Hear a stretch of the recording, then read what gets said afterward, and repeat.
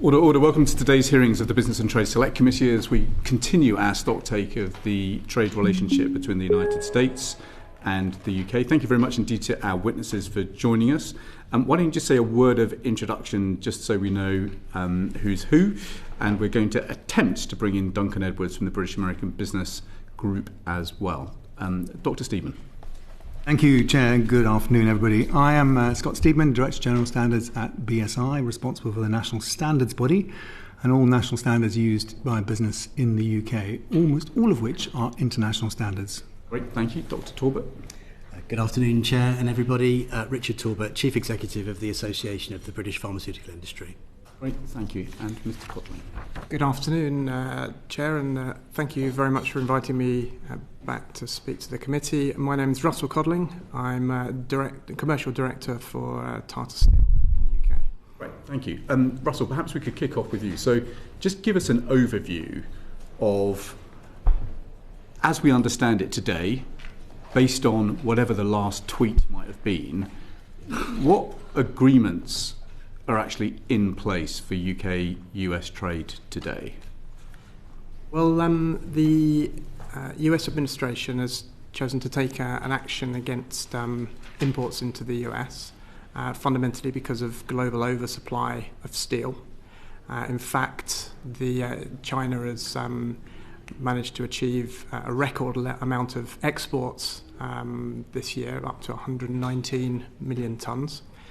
The US has, after having applied approaches in the past on protecting its steel industry, they have now applied a 50% import tariff on all steel products. And thanks to the government's efforts at negotiating with the US, the UK steel industry has the benefit of a 25% tariff rather than a 50% tariff into the US. So there is a quota in place, effectively, under the terms of the economic prosperity deal. In fact, there is no quota, zero quota. It's just a blanket tariff.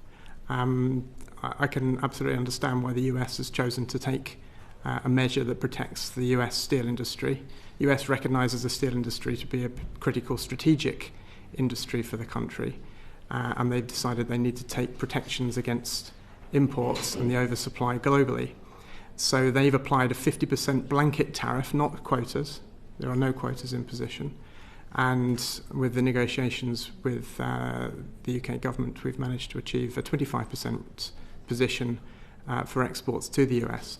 It's a position that many other countries around the world have also chosen to take. In fact, the EU has chosen to put in place a reduction in its import quotas as you rightly highlight, rather than the total tariff position, and they are applying a 50%, intending to apply a 50% tariff over and above the quotas they're proposing to put in place from the 1st of July. Similarly, many other countries around the world have also taken action in that manner. Canada, Mexico, Brazil, South Africa, and many others around the world. And at the moment, to date, whilst the UK government's working very hard on this, we're not in a position to be protecting the UK industry, which is putting the UK steel industry at severe threat.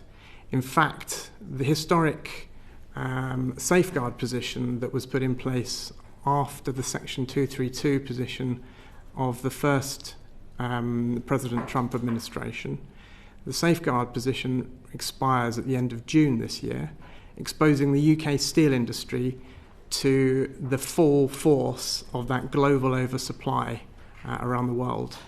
And frankly speaking, we have 2 months, or the UK government has 2 months in which to save the UK steel industry, because this is a death toll for the industry at large and all of its supply chains. We're going to ask a number of follow-up questions on that front, but at the moment you're reasonably clear about what the deal is between the US and the UK. We might not like it, but we know what it is, and it sounds like it's reasonably stable. It is stable, albeit in the recent negotiations on Greenland, there was threats again which played out. Yeah. So our customers, whilst they are pleased to see some stability, they are still very nervous around potential changes which can be deployed. But broadly speaking, we're in a stable position having reached the agreement between UK and US. Dr. Torbett, what's your take on the state of the deal at the moment? So, for context, pharmaceuticals is the largest goods exporting sector to the US. So 17% of our goods exports are pharmaceuticals. As a result of the economic prosperity deal, there are 0 tariffs for the next 3 years for pharmaceuticals, which is very welcome. That was agreed as part of a package signed at the back end of last year, including some commitments on the pharmaceutical market in the UK from the British government, which were very welcome. These were commitments that the UK industry was seeking for some time out of the UK government, and so we think that they're very much in the interests of British patients and the British economy. But for the moment, the trading position is a stable one for the next 3 years. Okay, and Dr. Steedman, anything to add?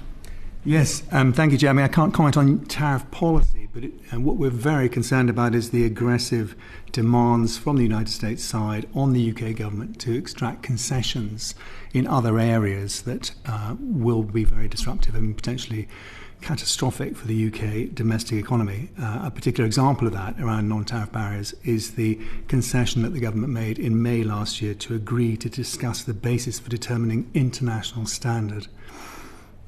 It sounds a little academic, perhaps, a little technical, but actually it's extremely serious because it is the key to the integrity of the United Kingdom's internal market and to our trade with Europe and indeed to our partnerships and cooperation with the rest of the world. So we need to be very, very careful about how that works. And any concession made at this point on the definition of international standard would have very serious consequences. Okay, thank you. Charlie Maynard. Thank you, Chair. Dr. Steedman, just stick with you. I mean, I'm going to focus on you primarily because I think the other two have got some potentially a conflict. One of it is in charge of a trade association, one is a key exporter, so it's difficult to speak too openly about the Trump situation. So just give an example. In Greenland this year, 17th of January, Trump said, we're going to put a 10% tariff. If I don't get Greenland by June, it's a 25% tariff. I mean, just try to give a sense of kind of what damage that does to us as a trading nation. And, while I take the point that it's on the UK government to do this, I mean, who is the aggressor here that is causing this trouble? Because I'm not sure it's the UK that's causing trouble. Now, we have to live with it, I get that. But just give a flavour as to what you're seeing, please. Well, from my perspective, from a standards perspective, it's a bit like a boxer and jabbing their left fist in your face, and they're just going to hit you with a right hand and knock you out. So there's a very serious issue here that by pushing on tariffs, what the government ends up doing is conceding on definitions of standards. And the reason that is so damaging is because it is a completely incompatible system in the US between the standard system in the US used to support regulatory policy and the standard system used in the UK and indeed the rest of Europe. These are incompatible systems.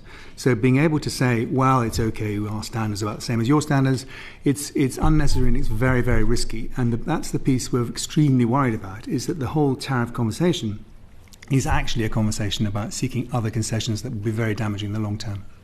And sticking with that, what would be your countermeasure or your strategy to mitigate or manage that as best possible if you were the UK government? Well, we have muddled along very successfully with the United States on standards for a very, very long time. They are one country in the world that stands out differently in terms of its use of standards to support market regulation, quite different to anywhere else in the world. So that system we've muddled along with. We work within the WTO principles, within ISO, the International Standards Organization, and the International Electrotechnical Commission, very successfully for a long time.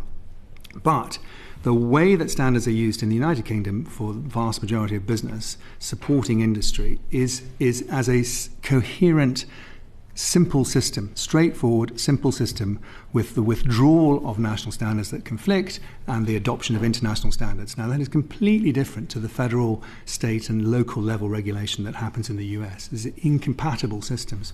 So for the UK to inadvertently or deliberately concede on what sounds like an academic point would open up the fragmentation of the UK market. It would create immediate problems with Europe. There would be a hard border in Northern Ireland, we would be excluded from European influence of European standards because that commitment to having multiple standards supporting UK regulation would not be tenable with the system that we have today. So it's a big high risk. If I may, how clear and present is this threat? It's immediate. It's immediate. It was immediate in May last year, but that was only the concession to talk about it. It's now immediate because it could happen at any time. Anything, Russell, Richard, that you wanted to add to that on standards? Not particularly on standards, no. Matters. Yeah, UK government talk about having a hard-headed economic diplomatic approach and not being put in a position where they want to choose to sort of put all their eggs in the EU basket, US basket or the China basket. How realistic do you think that is, and how do you think that's going? I think Scott probably first, Scott, given it probably leads on from the previous answer you've given. Yes, thank you. It's very realistic. I mean, today you will see India leaning into the international system. Modi's proposals have done that.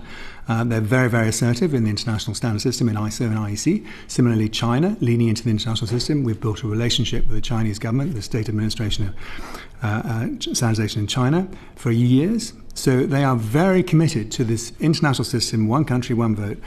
And if you look at the shifting trade patterns around Mercosur, the Gulf, Africa, ASEAN, Asia, it's all around the use of the same international standard. So there is no reason at all that we can't bridge all of that, as we have done very successfully. The US is a permanent member of the ISO governance, as the UK is, and I pay the same subscription as the US do to that system. So all we have to do is use international standards in that system as the Americans participate, then that'd be much easier.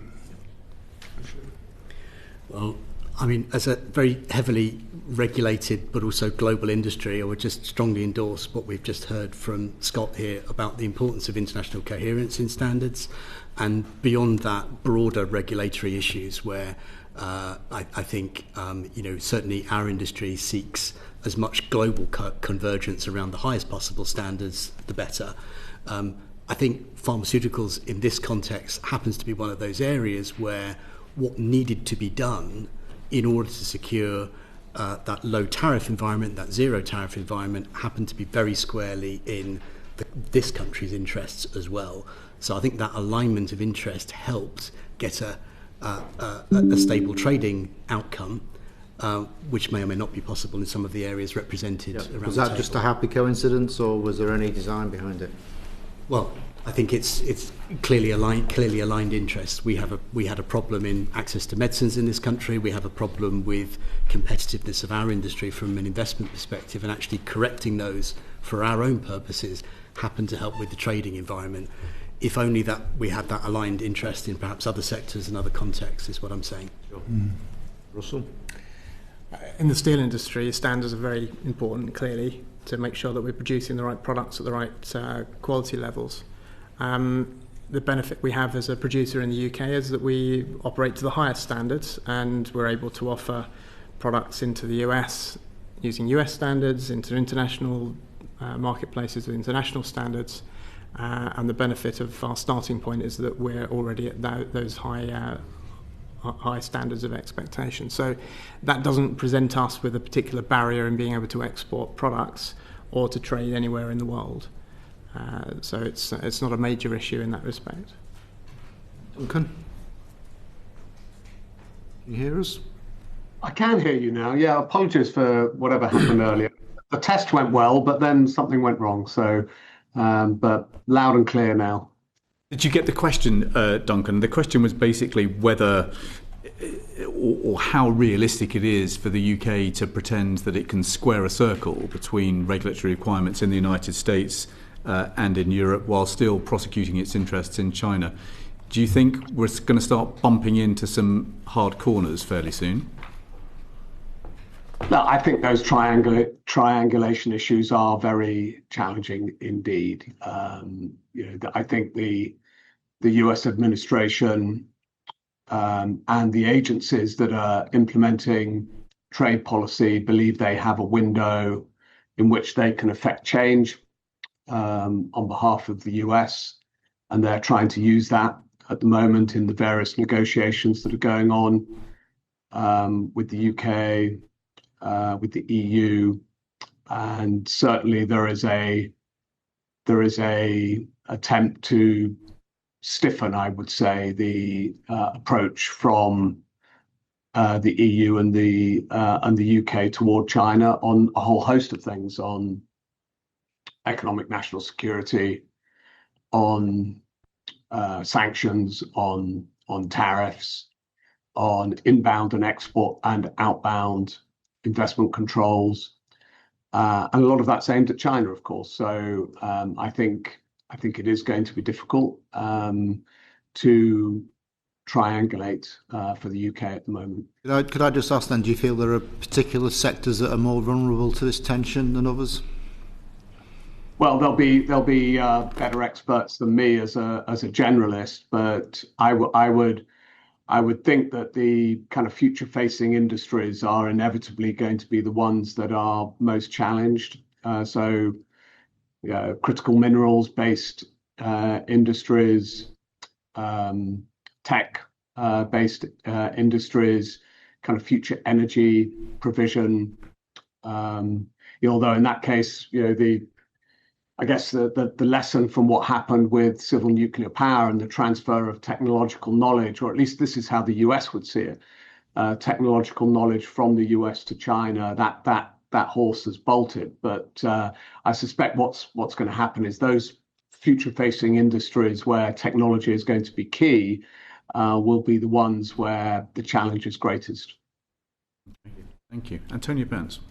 Thank you very much, Chair. Questions to Mr. Codling, if I may. So I think I heard you say in your opening statement, you talked about the difficulties posed to the UK steel industry by the US tariffs, by the changes in tariff rates proposed by the European Union, and also by the end of the UK steel safeguards. Which of those do you think is the biggest threat to the UK steel industry, and what actions do you want to see the UK government take when it finally publishes the steel strategy, we hope, in the coming weeks and months? Thank you for that question. I mean, I think it all emanates from the same source, the global oversupply in the steel industry. We've just seen a year where I think it was 119 million tonnes of exports came from China. This year. It's a record level of export of steel from China this year. That 119 million tonnes, to put it into context, the whole of the US consumes 90, so it's way above the whole of the US's consumption. The whole of Europe's consumption is 140, so it's nearly the same amount of the whole of Europe, including the UK's consumption of steel. So it's an inordinate amount of material, massively distorting the global steel industry. The US has chosen to act. The EU has proposed to act. In fact, they've got legislation going through the European Parliament in the coming days, and they are choosing to put a 50% tariff in place and half their quota system. Many, many other countries in the world are doing the same. Canada, like I said, on the list I gave you earlier. And in the UK, we're still processing it, and we haven't really made an announcement yet. And we'd risk overanalyzing, overassessing, and ending up with something that either doesn't deliver against the goal of protecting an industry, the last bite of that industry, I would say, because there's not a steel company in the UK that's really making any form of a profit. They're all just about teetering on the edge and just about being able to maintain their position. That isn't going to last much longer. And it's all fundamental because of the same issue that's driving the US to act in this way, the EU to act in this way, and every other country. If the UK doesn't act, we won't have a steel industry not many months from now. After July, which is when, you rightly say, the safeguards come to an end, which are ineffective in their own right. They were designed around a period when the steel markets were substantively larger than they are today. We need action now, and fundamentally that needs to be in position by the 1st of July.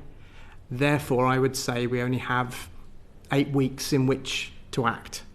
This is a last Russell, you're saying call. we've basically got 8 weeks to save the British steel industry? I know it sounds a radical statement to make, but I think it is we are really there, because if we need to act by the 1st of July, then we need announcements. The market needs to be able to understand what's happening. And it doesn't. There is no announcements that have been made as yet. I mean, building on that, what is the action you want to see? Should we be massively expanding the domestic demand for UK-produced steel? Should we take action on our own tariffs, on the barriers we may put up to trade with the rest of the world? What would Tata like to see? I can't see any other option other than to put a tariff regime into the UK. We need to halve the quotas that are in position as they stand at the moment. They need to take similar levels of sweeping action in the way in which the EU and the US is choosing to take. Otherwise, we're just left exposed as the dumping ground of the world for the excess amount of steel. We won't have a steel industry left to be able to respond to any of that demand we have in the UK. We have a huge amount of demand for the future. We've got requirements on infrastructure, energy infrastructure, buildings. We've got to get the economy going in the UK. The manufacturing sector presents a huge amount of opportunity to do that. But we're in a different world than we've ever been in the past. Things have changed, and I don't like the concepts, generalistically speaking, around operating with quotas and trade barriers. That's not realistically how things work positively. But we have no other option but to act in that way. Otherwise, we will have to be looking at how we respond in our own cost base, which will impact on communities, our downstream assets across the country. And you don't think there's a reasonable possibility that, for example, we can't get some movement on the EU tariff regime before July? I'm starting with the UK because it's in the gift of the UK government to act. The EU imports or exports to the UK twice as much in volume terms as the UK exports to the EU. And therefore, the EU has more to lose in some kind of a negotiation between the UK and the EU. And I would suggest that that leverage and that close working relationship, obviously as we used to be part of the EU, that close working interoperability of that steel industry flows needs to be part of that negotiation. So that is number two. And number three, obviously, is to maintain and retain the position we have with the US, the favourable position we have with the US. But that's only a small part. The fundamental part is protect the UK. Secondly, make sure that we have the right quota system arrangements negotiated with the EU, and then stabilise the demand. And I think we've got a bright future if we get our act together. Thank you. I think ministers get the urgency of this. I believe they do. We're not sitting quietly. We're clearly engaging with DBT, with the ministers associated with it. So they absolutely understand the issue. I'm not quite sure why we're not acting quite as fast as we need to. But that's time's running out. That is a question we will put to ministers in that case. Dan Aldridge. Hi, thanks everybody. Scott, if I can come to you. It's a question relating to British standards and what changes the US is looking for. And if you could give a bit more detail of what that impact could be for the UK. Because I think, I feel like standards have got a bit of a PR problem and people don't take them as seriously as they should be. So if you could give some more detail about what the tangible issues are, that would be really helpful.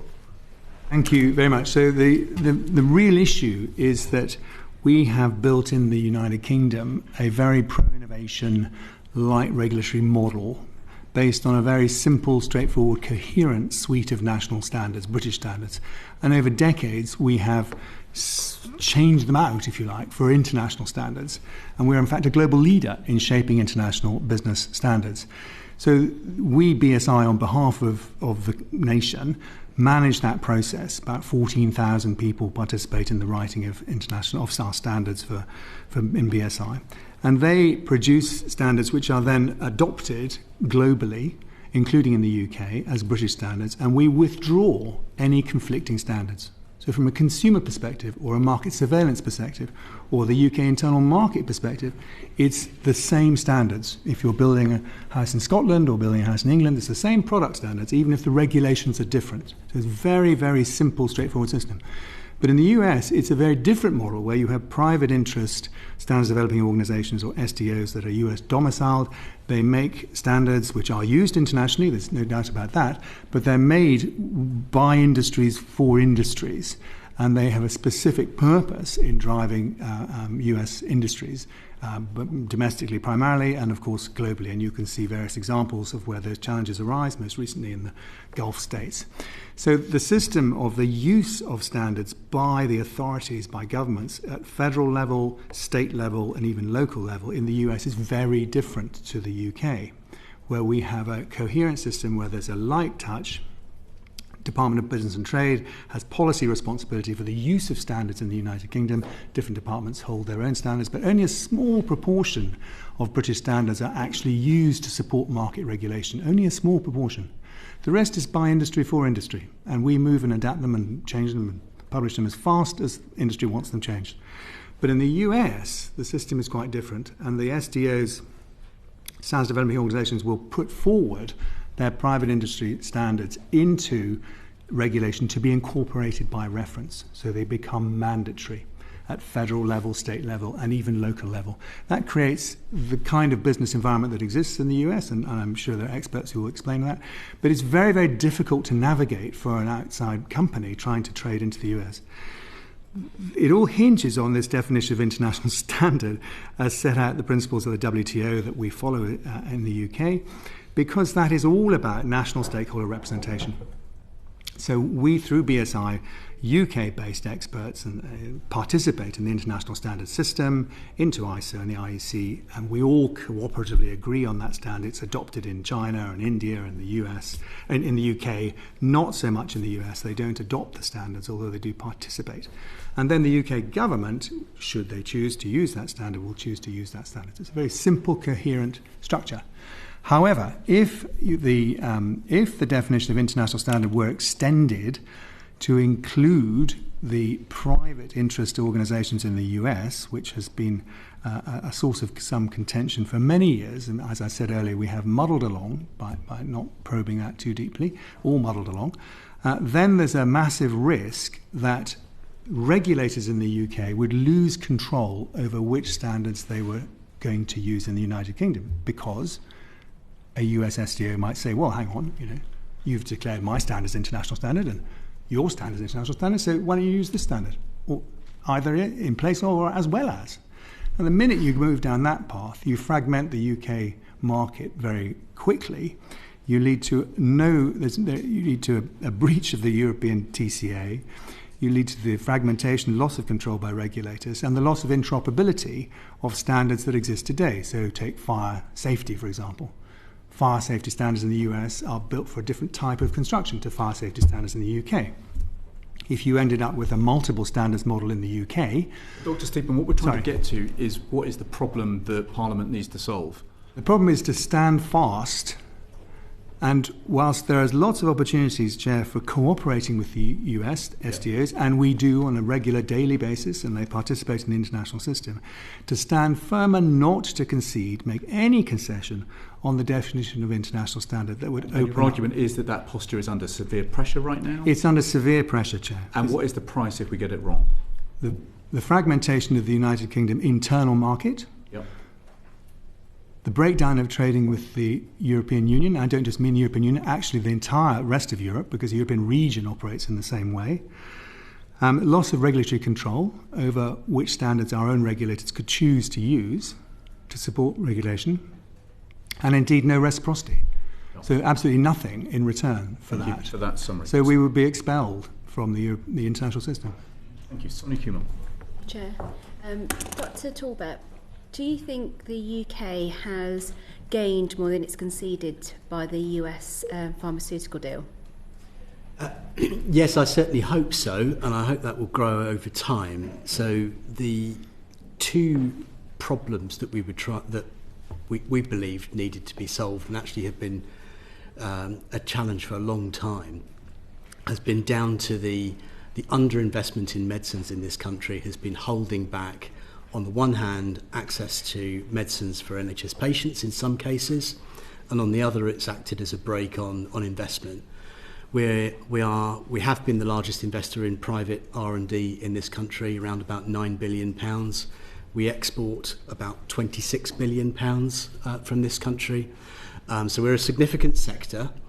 But we've lost share in R&D over the last 10 years, much more than other parts of the world, much more than the EU.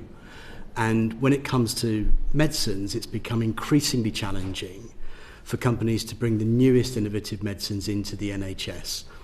And what would you say to academics from the London School of Medicine that have said real innovation depends on robust research infrastructure, streamline the regulation and collaboration, not simply paying more? I agree with much of what is in that sentence, but the last part of the sentence about price is always a source of controversy and debate. But the reality is, over the last 10 years, between 2014 and 2025, the NHS budget went up 45% in real terms. The spending on branded medicines actually went down by about 9% in that time. Medicines are often perceived as a significant driver of NHS cost. Actually, there's been a real terms disinvestment over a decade. And what that means is the gap has emerged between the UK and the rest of the world that is also competing for investment. And so increasingly we're seeing medicines being economically unviable to be launched in the UK. Around 20% of NICE's work programme over the last 5 years was terminated by companies that felt that they couldn't get the price they needed to come into the UK market. That was a 100% increase over the previous 5 years. So the medicine side of the equation is a challenge, and the investment story is both a loss of share, but it's also a loss of potential. There is so many enormously impressive assets in this country. We've got fantastic universities. We've got the NHS itself, which is an engine of innovation. We've got great health data, great genomics capability, and so on. So we believe if we get the policy mix right, absolutely, we could be a world leader in life sciences research, and that will be the payback for this country. And you think that money that will be placed in the UK, so that innovation and R&D will be happening in the UK and not for shareholders' dividends? I absolutely think there'll be innovation in the UK, homegrown innovation in the UK. We've got, I think, probably the third biggest life science community here throughout the United Kingdom, actually. There isn't a single constituency in the UK that doesn't have life sciences jobs, and many of those are in research, development and manufacturing. Like I say, 26 billion of exports, and that compares to about 15 billion spent by the NHS on medicine. So net, we're a real strong contributor to the economy, and we want to grow that much, much more. So let's just make sure we've got this story straight. So we've obviously paid a price to get a deal with the United States on pharmaceuticals, lots of negotiation, lots of extra costs for the NHS. Your argument is that net, that is good for the UK, and it is going to enable an increase in pharmaceutical and life science R&D, potentially from American firms here in Britain. That's the goal. We need to implement the deal properly. I appreciate that's the goal. We know that's the goal. Is that now what is likely to happen given the deal that has been struck? Confidence is up in the UK. I would say things are still volatile. We need it to be delivered, but that is my belief. Is the likelihood higher now the agreement has been struck, or lower? Higher. Okay. Did you want more? No, Mr. Maynard. Yeah, you mentioned 10 years, and the UK is comparatively going backwards on investment, on R&D, on trials, although you didn't mention that, but we're 60% down in terms of clinical trials in the UK since Brexit. To what extent is it the elephant in the room? Is it Brexit as well? Try to kind of give us a comparative scale of the damage done by Brexit compared to what you're talking about. So, as a highly regulated industry, Brexit was certainly complicated for us, that's for sure, and the EU still remains our largest trading partner, although the US is also a significant trading partner. Like I say, we're the largest exporter to the US. So we've been on a journey of adaptation. I think we've invested heavily to try and understand what has driven decisions around investment over the last couple of decades. And we've looked at a wide range of factors. The biggest single factor that comes out, over 90% of businesses are saying it's the commercial operating environment with the NHS that has really been the sore point here. And that's been the bit that's been so far away from Europe. There's a big gap between the US and Europe, and there's a gap between Europe and the UK. And the agreement that was done in December was the start of addressing that, but there's more that we need to do. Okay, that is very helpful. Dan Aldridge. I just want to turn to the tech prosperity deal, and it was separate to investments that were announced during this state visit. I know that British American business has raised concerns that there's a lack of detail, and that is potentially impeding business planning. And there's concern around kind of accountability within it, making it difficult to assess progress or hold stakeholders to account. So it'd be good to get a bit of a sense of what might need to be there, but also, is it really just a forum for dialogue between two governments, or is it possible for it to deliver tangible outcomes outside of the investment promises? And maybe if we go to Duncan, that would be great first. Yeah, thanks very much. So the tech prosperity deal was one of the aspects of the economic prosperity deal that was promised in that agreement. So it was a follow-up to the economic prosperity deal, and covers lots of the kind of future-facing industries that we all want to see prosper in and between the US and the UK. Now, the US announced that they were suspending negotiations on the tech prosperity deal a month or so ago. And I think this was largely due to frustration, as far as the US negotiation team saw it, on a lack of progress on the economic prosperity deal, on the second part of the economic prosperity deal, some of which you've been talking about just now. That having been said, there are things happening in the tech prosperity deal. There's been progress on new generation of civil nuclear power. Both SMRs and AMRs are moving forward, and there is work going on, but there is a suspension, we believe, of the sort of ministerial cooperation on the tech prosperity deal until the US feels that it is, made the progress that it wants to make on the economic prosperity deal. I mean, it's frustrating. I mean, I feel personally a bit frustrated by it. Is there anything in there of substance that we can hang anything off of?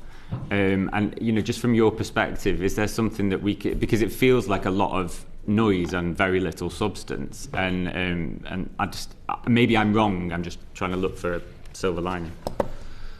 Yeah, look, I think all of these agreements are frameworks. And part of the challenge, in my view, about and some of the frustration is because of the nature of the written documents that were produced. And so the economic prosperity deal in the first place, particularly in the second part, the first part, which deals with the tariffs and the market access agreements on cars and agri-foods are clear. But the second part deals in big principles, and the language that was used to write those big principles gives enough room for different interpretations, and I think this is what's happened. On the US side, they've seen the language that broad enough to enable them to make major change in the way that they trade with the UK. And by the way, the same is true of the EU. They want to see these major changes around economic security issues, around standards, around all these things. They want to see a wholesale sort of paradigm shift. UK, on the other hand, is saying, hang on a minute, no, we have red lines. We're not going to move from those. These are our negotiating positions.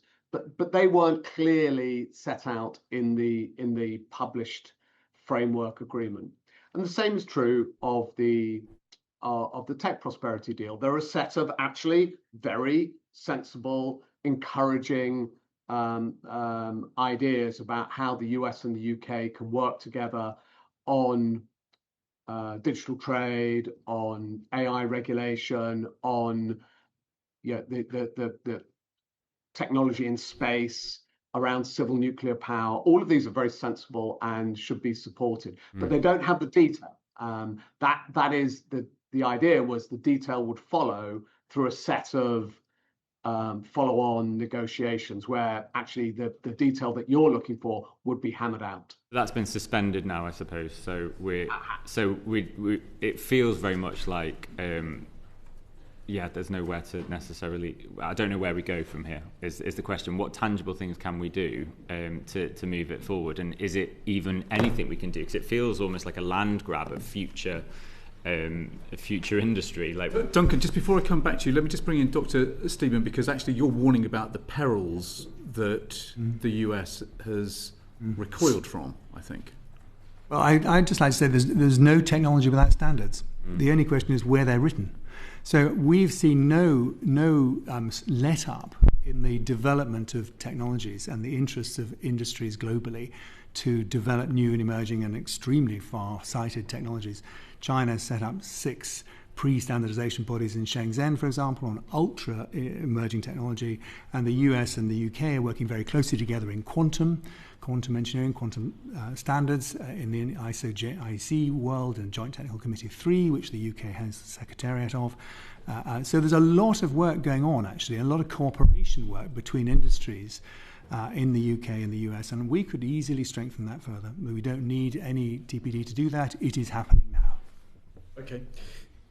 Let me just wrap up, Duncan, with you then, if I may. So we've heard that we've got this looming 3-body problem with trying to reconcile standards divergence between Europe, the US, and China. We've obviously got a steel industry which is on the edge. We've got some positive progress on pharmaceuticals. Just kind of give us a summary based on the British American business analysis of the deals that are in place. What is kind of going well? What is not going well? And where are we semi-optimistic, but we need to make a bit more progress on the detail? Just give us that overview from the analysis that you've done in the States. Yeah, thanks, Chair. And we publish regular updates on all of these agreements. Most recently, an analysis of the progress on the economic prosperity deal, which we published in December. And we'll come back to them, and we'll do every 6 months. We'll do an update on the progress. Look, I think, and when I've given evidence before to this committee, I've always reminded us that actually US-UK trade and investment is pretty strong. The latest data suggests that bilateral trade between the US and the UK is actually up. So both the value of that trade going both ways is up. For the latest data, 2.2% for UK exporters to the US and 6.8% for exporters to the US exporters to the UK. So it's a positive, and that takes us through third quarter of 2025. And investment data is also encouraging. UK companies are continuing to invest in the United States. Clearly, that's part of the economic policy of the US. And US companies, with some challenges in certain sectors, which we've heard from the life science pharma sector, but US companies continue to invest in the UK. Data for that is a bit older, so it doesn't include the promises or the commitments that were made around the time of the presidential visit in September. But we've got no reason to doubt the good faith of those commitments and those huge commitments that were made, particularly in the technology space, data centers and other facilities that were announced around the time of the presidential visit. Not frankly, not just technology. There was lots in banking and so on, which are actually happening. So UK's position as a place that US companies will continue to invest in, I think, remains very positive. There are things to get through. Commercial terms of transactions, planning, which the government is trying to help with, grid connectivity, availability and affordability of energy. All of these are big issues, but the commitments are real that these US companies want to make. I mean, I think I've said what I about the EPD. the only thing that's solid about the EPD so far is the tariffs and those limited market access agreements on things like beef and ethanol, the quota agreements on steel and cars. Well, just reading from your report, I mean, I think as you say, the baseline tariffs are in place, the automotive quotas are set, the aerospace quotas are set, steel and aluminium, it sounds like we know where we are, pharmaceuticals are settled, agriculture, the quotas are in place and active. And then there are these basic 4 areas: regulatory cooperation, digital trade, economic security, and something loosely defined as future work streams that are all, quotes, under discussion, unquotes, bits of which are not moving forward very fast. Is that a fair summary? I think that is a fair summary. And I think there's a little bit of frustration in the negotiations on both sides with, because the broad nature of the language in those agreements, I think made people think there was more room than it's turned out there is on both sides of the negotiation. Okay. Well, look, let's just wrap up this session then with just a word of advice from each of you to our ministers. Actually, Duncan, the story that you tell about the numbers is pretty assuring. And actually, you have said to the committee before in the past that actually what ministers have got to do is not foul things up, because actually the kinetic energy in the relationship is moving us forward. But Dr. Steedman, what would be your kind of final message to ministers as we try and make sense of all this? Thank you, Jay. Yes, I mean, don't foul it up. We have very successful cooperation with the US standards makers, and we work on the global stage together. We work with other countries together. It all works extremely well. So we don't need to make any concessions in that area. Okay, so thank you. Dr. Torbett. From me, I've been positive about the agreement that was signed in December, but we can't forget that the starting point for a UK perspective was very bad. It was very, very challenging for companies to invest in this country. So the message to ministers really is, let's really implement it in a convincing way and make sure that we have a strong signal of stability for those commitments. Okay, and I'm sensing that you need more detail from ministers to supply that reassurance. We do need more detail. We're in discussions with ministers over the next few months as to what the future will look like, but it's really important that we keep to those commitments for the long term. Okay. Russell? I think we're pretty clear about what you need. I think we're pretty clear, hopefully. Yeah. But the reason why the US has acted in the way it have is a common reason that impacts us as a business, as an industry in the UK. We need to act and do our part to protect our own industries in the way in which the US has, the EU has, and others have. And the time to act is now. Otherwise, we'll be far too late. Okay, thank you. And Duncan, any final advice for ministers here? Just keep at it. It is quite difficult. This US administration is trying to negotiate, dozens of agreements at the same time, and is under pressure from its political leadership as well. So I think the UK team is actually doing a pretty good job. Okay, super. Thank you very much indeed. That has helped us set the stage very well. Thank you very much indeed to our witnesses. Thank you. That concludes the session.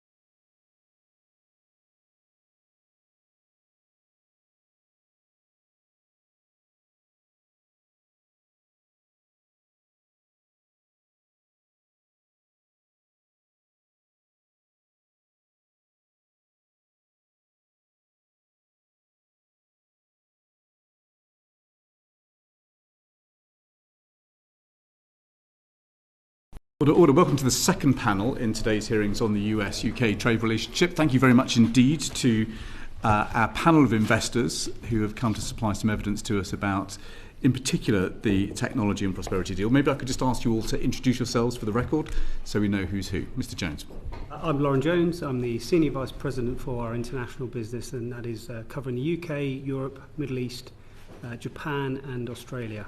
Super. Thank you very much. Audrey Yvernault. I'm a Vice President of Global Government Affairs at GSK. Thank you. Weston. Hi, I'm Paul Weston. I'm Region Head for Prologis in the UK and also Chair of the British Property Federation's Logistics Property Board. Thank you, Mr. Dowler. Hello, and I'm Andrew Dowler. I'm a Senior Managing Director at Blackstone. Great. Mr. Dowler, perhaps I could start with you. So let's just get on the record first. Something about correlation and causation. Mm-hmm. So a slew of glamorous-looking big number announcements were made alongside the state visit. All looked great. Could you just give us a sense first, were those announcements that you joined, was that connected to the technology prosperity deal or anything else, or were these investments that you had in mind anyway? It's, Chair, it's correlation, not causation, to answer your question directly. I think we made a commitment at the time of the state visit and those deals being announced to invest £100 billion over the next decade in the UK, and in particular, thinking about the tech deal in the biggest data centre in Europe, or likely the biggest data centre in Europe. The sentiment around the partnership agreements, around the AI tech agreements, around the trade agreement is clearly very helpful to our confidence in making those commitments. But it wasn't caused by those agreements that both governments reached. Okay, and give us a sense of the dynamics when you were making those asset allocation decisions. These are big numbers, these are big investments, it's a big chunk of your fund. What was it that attracted you about the fundamentals of the UK? Or indeed, were you just taking a view about where best in the world to put that money, given some of the risks actually that are materialising in the United States and elsewhere? The UK is our second biggest market. We run, our European office is in London. There are 700 people. Why is the UK our biggest investment zone and is likely to continue to be so outside the US? Because there is a government which is committed to investment-led growth, because the rule of law is strong, because we have the luck of time zones, because there are deep capital markets. So we have reasonable confidence, whatever particular investments that we're looking for, that there will be a predictability of policy and of regulation. And we have a government, and the same would be true of the previous government, I should say, but it's accelerated under this government, that is very encouraging of private investment to drive growth. So all those things come together that give us that high level of confidence. And the valuations here presumably were reasonable enough to make an asset allocation like this decision? We think we can sensible. Make a reasonable rate of return for our clients who are international pension funds from around the world in the UK. We know we can work with regulatory bodies. I mean, on the data zone, to give a specific, we bought some land north of Newcastle on the reasonable assumption, what turned out to be a reasonable assumption, that we would be able to get two critical things. One was planning, which we're almost through, and the second thing is power within a reasonable period of time, and we're almost through that phase as well. And the reason we can do that is because government at national and local level is keen to encourage us and companies like mine to invest.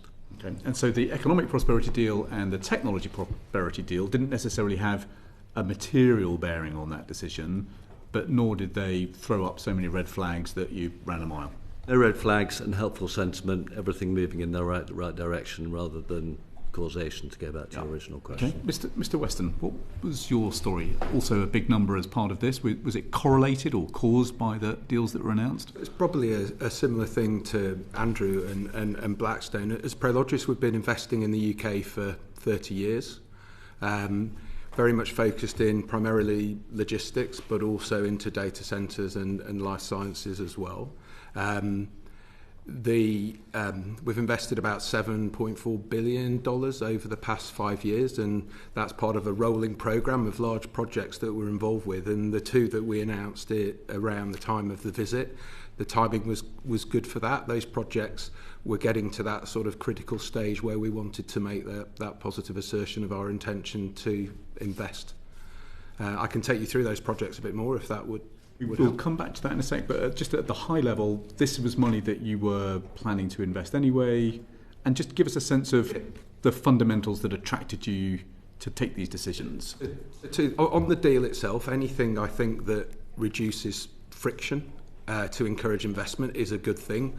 Where around 3% of global GDP goes through our buildings, so that connected supply chain globally is absolutely critical to our business. So anything that reduces friction has got to be a positive there. And sorry, Chair, there was another point that you just made.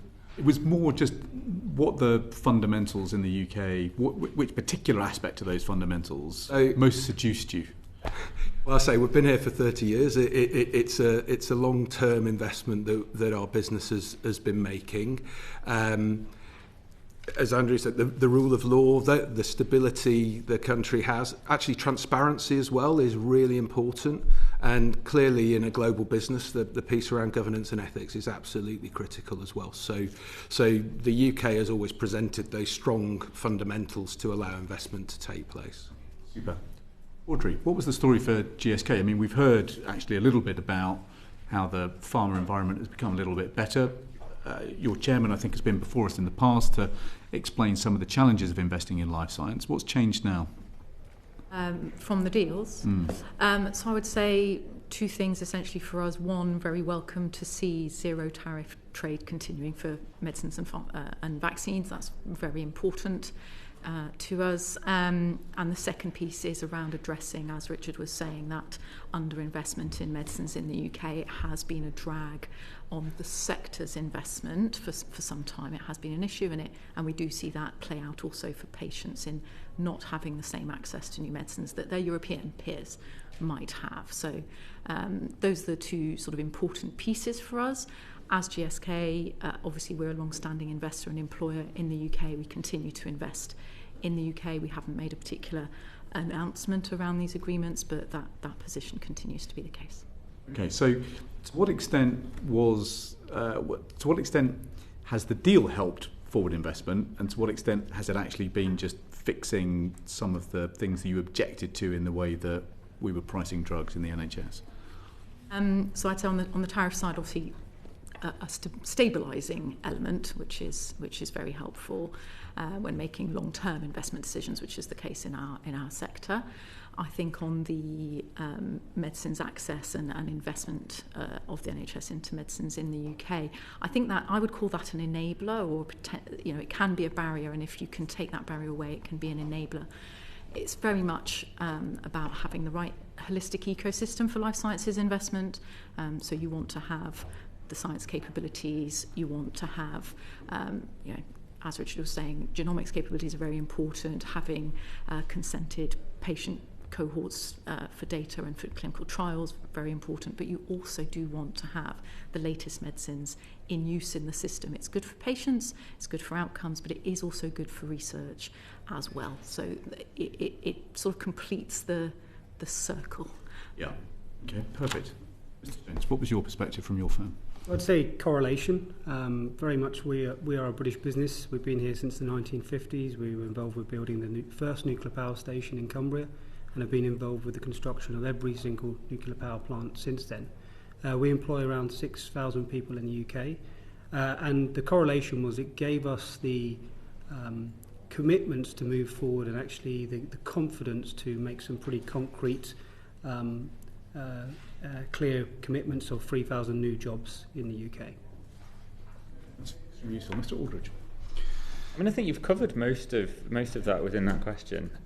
I think the only thing I would maybe probe a bit more is there any policy substance that's more useful than any of the others in some of the UK-US agreements that we could exploit or we could encourage the government to work harder on? James, do you want to pick that up? Yes. Yeah, you were nodding most. Yes. So look, 2025 was a really good year for civil nuclear in terms of some clear commitments made with Sizewell C, final investment decision. We've had the selection of the Rolls-Royce SMR technology, but really importantly, we had the Fingleton review, which was a regulatory review. We are very supportive of the findings of that and the recommendations of that. There's 47 in total, and we really think they will make a huge difference deploying nuclear at pace with predictability. Anything else to add? Okay, Justin Madders. Yeah, we've touched in the last session on the suspension of the talks on the technology prosperity deal. Has that news in any way affected your investment plans, your confidence in investment, or not? I'm happy to start. I mean, on data centres specifically, again, to be direct, the answer is no. The reason for that is whilst there may be less progress in the areas that you describe, the underlying growth demand for data, or what people call compute power, is so strong that we are increasingly confident that that particular investment or other data centre investments which we're considering in the UK is backed by a radical change which is called AI, which will create demand. So whilst there are big policy issues around AI regulation and tech deals between the UK and the US, the underlying market is growing so strongly that we if anything, our confidence is as strong as it's ever been. So on data centers, I think one of the biggest challenges we're going to face is power, and actually the network, the Victorian grid, is a big challenge to how we move at pace. So that's just something I'd certainly flag there. We've got a situation at the moment out near Heathrow, which is a real heartland of data centres, where we're in the queue for power, but I think the earliest that might arrive is 2029. So that's quick. So just to flag that. Doesn't sound very quick. No, and I'm saying that probably a little bit sarcastically, but that's what we're challenged with when you've got these massive investments. And so actually the situation Blackstone are dealing with in the northeast is actually quite something. There's a very big undersea cable that comes from Norway, which you can tap into, which is fantastic. I think what we found is that government actually at a senior level has been very supportive of growth and really challenging to get growth going. As you sort of come down, there is that real challenge about how can we get government to act as an enabler and as you make things happen. So power is an absolute classic, one of those I've just touched on there, but there are some other examples perhaps I can talk about in some of the other projects that were mentioned in the deal that bring a slightly different dynamic. Why don't you unpack that now? So we announced two investments in the deal. The first was an expansion at Daventry International Rail Freight Terminal, around 900 million. That's a massive, probably the UK's largest inland port. It's Prologis' second largest project globally, actually. And there, things are moving along well. We have a good supportive local authority who've actually just allocated the land in a draft allocation in their local plan, so we're just starting that process. And we've also had a Section 35 directive go through as well for a development consent order. So that's working well. It's working positively, I'd say, at the moment. At Cambridge, so we're involved in the Cambridge Biomedical Campus. It is, without doubt, one of the leading global campuses globally. Not GSK, but I think GSK are present in part. But also AstraZeneca are there, and various Papworth, Addenbrooks, and so on. It's an amazing ecosystem for life sciences. I'm delighted to say that Last week, Cambridge County Council formally selected us as their development partner on the phases that we announced back in September, and that is again the start of a process. So we're in a local plan process there as well. These things take time. That could be sort of 3 years before we can get a spade in the ground. But at Cambridge today, we're in the midst of local government review. We don't know whether we're going to be dealing with one unitary, two, four. We have a situation where we've just had an announcement there's going to be a growth company. That will have its own agenda and what that wants to do. We also have a mayor that covers that area who also will have their own views on how things go. And there's some big challenges around public transport, around utilities. So my ask would really be around that enablement bit. How can we work together in partnership to really bring these schemes forward at pace, because it's what the UK needs? Be helpful, thank you. Audrey. Sorry, could you repeat the question?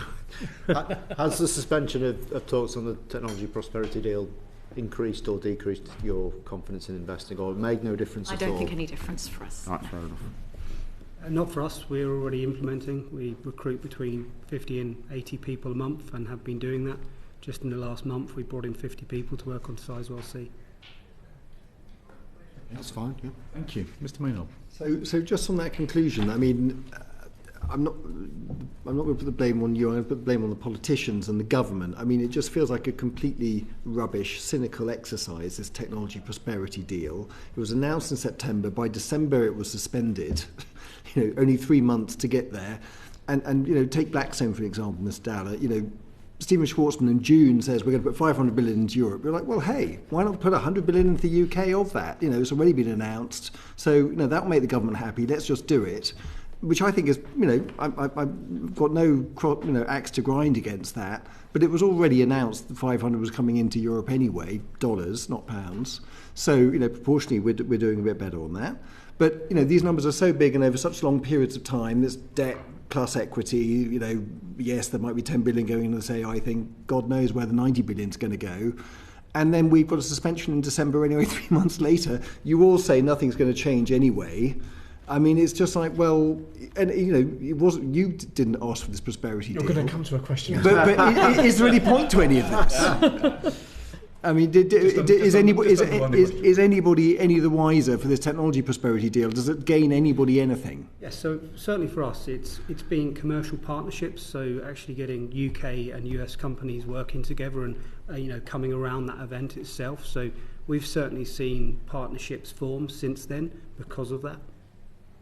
I'd also say, I mean, the life science sector has had, certainly in real estate terms, has had a pretty tough couple of years, to be frank. And a lot of that, I think, has been talked about by the previous panel and also Audrey as well. So, again, anything that can get our life science sector moving, investing, more R&D, that's exactly why we want to do what we're planning to do at Cambridge, to bring that all together. And, I touched earlier on global supply chains and managing frictions in trade. For my business in real estate, I might get hit by steel tariffs, for example, on our buildings, and they will add to construction costs. But we really want to if we want to make the UK as competitive as possible, we need to make it as attractive as possible. So these deals are part of that. I would just add to that, I understand where you're coming from, but the reality is that the UK, to steal Mark Carney's words, relies on the kindness of strangers. We rely on foreign investment. Absolutely. So companies like mine, and we're just one, have investment committees sitting in New York deciding where they're going to invest. And if we all broadly agree that investment is a good thing because it produces growth and money for public services, we're in competition for that money. And the French and the Spanish and the Italians all have similar sorts of investment initiatives and conferences and similar sorts of announcements that the UK government made. And it just seems to me really important that we're out there fighting for every pound to come into this country. And if it encourages us, as one small example, to invest in the UK, and there will be lots of others, that seems to me to be a good thing. I mean, that's a very helpful way to put it. I mean, what helps you, or what helped you, get a UK investment over the line when, as we look at the terms of the deals, one of them is pretty vague in 4 parts on any further detail, and the second is suspended. So, yeah, given that, I mean, and it could be that we, as Parliament and as a committee, are just looking at the wrong thing and looking at things that are immaterial. So, from your point of view, when you're making those pitches, what actually is the thing that gets it over the line? It's confidence that the UK government will work with us to encourage us to invest and to help us to invest. So going back to the point which my colleague was making about power, one of the big issues in any new development, whether it's data centres or housing estates or new towns, is that the grid has this queuing system. And in the case of data centres, to be fair to the government, they have put in place, I think now, 5 different AI growth zones, in which, as part of that policy, they will encourage, recognising the importance of AI and therefore the picks and shovels of AI, which is data centres. They will encourage government will encourage National Grid to ensure that AI growth zones get power in a reasonable period of time. Now, the fact that we know that the British government will do that gives us confidence sitting in New York to invest in the UK. We will take different views across Europe, but certainly for the UK, we know the UK government will do everything they can to encourage us to put picks and shovels into the ground. Audrey? If I may make 2 quick points. I think, first of all, I wouldn't underestimate the power of words on a page, actually, in terms of the confidence point that's being made. The counterfactual is, without those high-level agreements, where would we be? And I think businesses do see that, well, there's a channel of communication open, there's an ability for the UK government to have the right kinds of conversations. I think that does matter, and it gives a bit of momentum. And other geographies weren't so fast or so lucky, so I think that tells you something. Secondly, for our sector, just to return to the earlier point, it was a gate opener for then a more specific, more tangible deal. So the economic prosperity partnership at the top was helpful. Useful. Sarah Edwards. Thank you, Chair. Audrey, I'm interested in the sort of commercial impact of the deal that was announced in December. So it was sort of a £22 billion R&D investment in the US, but I think £1.2 billion of that was sort of directly related to the work going on in the UK. So I just wondered sort of if you can describe both what that has meant for GSK as a globally, because it will have had an impact, but actually we're very interested in how that manifests itself here in the UK. So are you able to give us a bit of colour around that so we can see, because obviously it looks like a big number in the US and a much smaller number here. So yes. Could you talk us through that? Indeed, yes. So it is $30 billion in the US. Across 5 years into R&D and manufacturing, as you say, so different stages of R&D activity from early through to clinical trials, investment into our existing sites, but also a $1.2 billion that was into advanced technologies, including a new what we call a flex factory that is going into Pennsylvania. There weren't specific UK numbers in that announcement. Ours was part of the state visit announcements going in the other direction. As I've said, in the UK specifically, GSK does continue to invest here as well, also in Europe and elsewhere, so it's not sort of stopping any of that. Last year, to give you some numbers, we invested £1.5 billion in R&D in the UK. That number's been going up. We also invest around 100 million a year into our manufacturing sites, sort of as a roughly constant, and there have been other specific manufacturing investments in recent years as well. So what was it in particular about the US that made you make such a large sort of announcement about your investment versus sort of the, as you say, the what we always do here in the UK? What would it take for you to make a similar announcement here? So I think that what I can give you is a bit of global context around that. I think, first of all, really undeniable that the US is extremely competitive for life science investment. It's also about 50% of the market for any given company. It depends on products, but approximately. The UK is about 2 to 3% of the global market. So actually, if you look at us as a British company, it's 2 to 3% of our market, but actually we're investing billions. The UK is doing pretty well proportionally, if I can put it that way. So that's one piece of the context, and the other is that competitive environment. There's excellent science in the US and a great market. In the UK, we have excellent science as well, and I think that enables the UK to punch above its weight.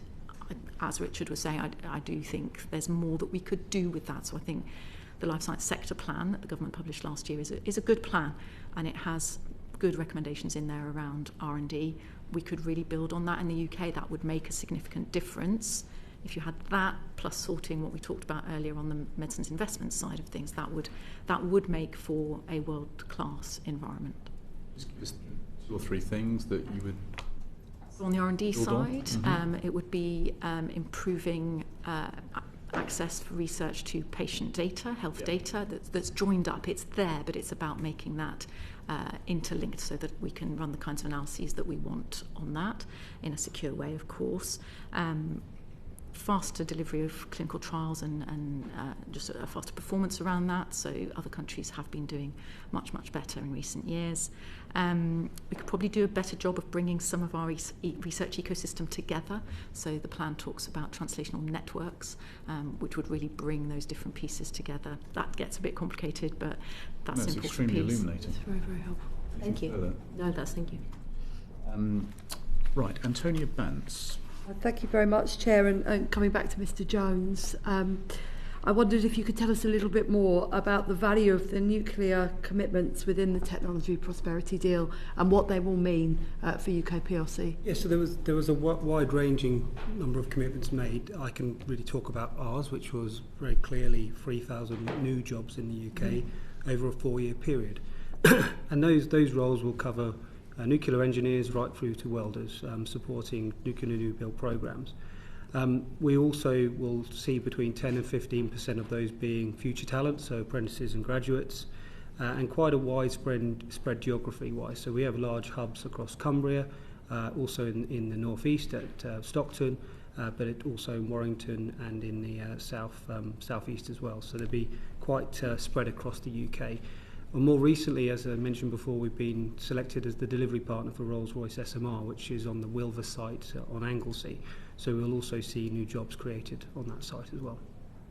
And I mean, building on the sort of thrust of questioning, you've mentioned the decisions around the Fingleton review, the SMR decision, the final investment decision for the new nuclear power station. So to what extent was it sort of the domestic policy changes that drove those investments, and to what extent was it with the technology prosperity deal with the US? I think it was a mixture.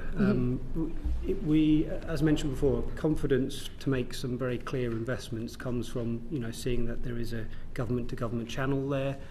We feel that the policy decisions made with those reviews, also what we've seen with the Advanced Nuclear Technologies Framework, which was released last week, that will allow for private developments to come forward, which is really the big difference between the US and the UK markets.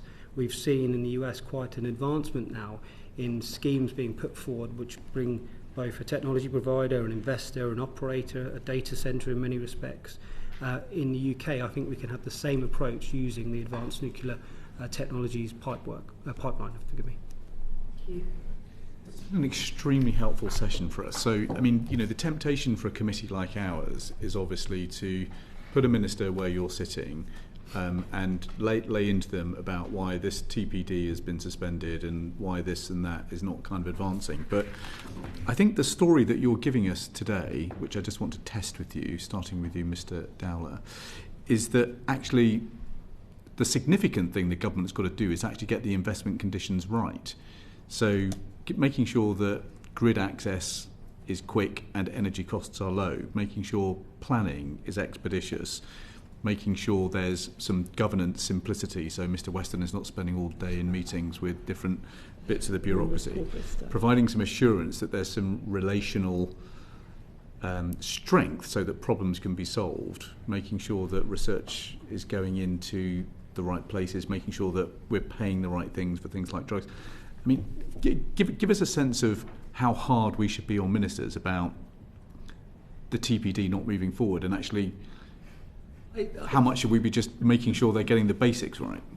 I think that's a very fair summary, that the government's committed to encouraging investment and the policy conditions are being put in place. The only thing I would add to your summary is that the government shouldn't be shy of asking capital to invest in the UK. What I mean by that is the private sector is brilliant at hiring the best investment bankers when it wants to sell off a division of its business or it needs additional capital for capital investments, and they knock on the door of companies like mine, and we then choose whether or not we want to invest. The public sector, until quite recently, has been quite slow to do that. And we have capital to invest, as do many others. In our case, quite large cheques. In other cases, quite small cheques. So whether it's national government or it's at mayoral level in regional government, we need to be encouraged. We would like to be asked to invest in whatever infrastructure improvement project it may be that you need financing for. This committee's taken evidence before that sometimes there is a shortage of term sheet ready investment opportunities to lure investors like Hugh forward.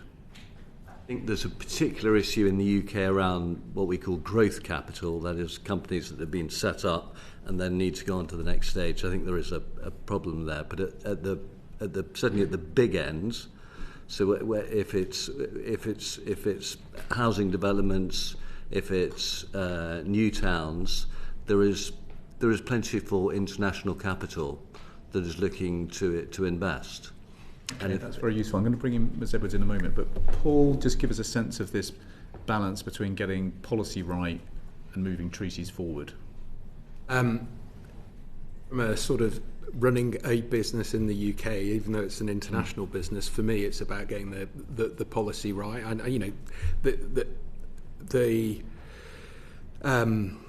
there are challenges that we face. There's some absolutely brilliant parts of government. I cannot Office for Investment have been absolutely brilliant with us. DBT have been really helpful. Treasury as well, in terms of helping us get our messages across about we're here, we're ready to invest, we're a global investor, we want to bring money to the UK. Challenges can come further down where we get into some quangos, and I'd love the quangos to be able to better name a few. Now you put that up there. Well, perhaps we could write to you separately on a couple of our projects. Be very grateful for that. And just sort of explain where we're facing some challenges, and seriously, where we have have investment-ready sites that we can't make happen. I mean, there's one in particular around East Midlands Airport that I'd welcome dropping you a line, because that's caught in a myriad of challenges. Audrey, policy or treaties? Which moves the dial? Fortunately, they are one and the same thing for us, because of that link with the commercial environment. It's the same thing. It's improve the medicines environment, improve the research environment. Together makes the ideal environment. That is what keeps our trade agreement safe and secure. We'd like all of those things, please. Mr. Jones, there's a lot in the TPD about nuclear cooperation, but that suspension doesn't appear to have affected you, and you've also underlined the virtues of just getting the policy right. Yes, totally agree. I think one area where we would like to see further collaboration, and it is pulled out in, as I mentioned, the Fingleton Review and within the Advanced Nuclear Technologies, is the regulatory collaboration, harmonisation of our regulations and the approach that we take with design assessment. We can't continue to have a British variant reactor of what is a global technology. That is really going to slow down delivery at the pace that we need. So trying to get a standardised, approach to regulatory assessment is key. Thank you, Chair. Yeah, it was just to follow up on your point, Andrew, about don't be shy to ask. You know that there are. So obviously, come to Tamworth, invest anytime you want. But on a serious point. Tamworth is a particularly enticing opportunity. Particularly important. Yeah, very good logistics. It's the heart of the country. I regret that comment. But on a serious note, we've heard from sort of other investors and other similar organisations to your own about the fact that they sometimes need things that are perhaps slightly better packaged, a better prospectus and the like. And one of the things that the government has talked about is having this pipeline, and that pipeline needs to be managed, and that's got to be something that you're going to see, you know, like HS2 actually does get built, otherwise you're not going to invest. So I just wondered if there were any pointers on saying, A, we're here and ask us, but B, have you been quite clear on the types of things that you want to see so that they could structure those types of opportunities regionally and nationally? I think so. I mean, we've spoken, we've had the same experience with AFI, who I think are a star of the British government, working under DBT and in terms of the quality of their work.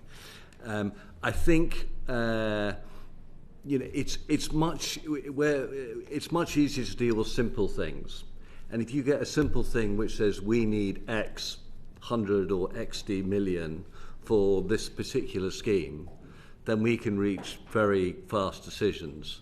Broad, grand plans to sort of develop a particular part of the country is something which we are bad at. We need to be focused. Mm-hmm. So it needs to be specific. We need to know how much money. We need to know the reasonable terms. You'd quite like a shopping list.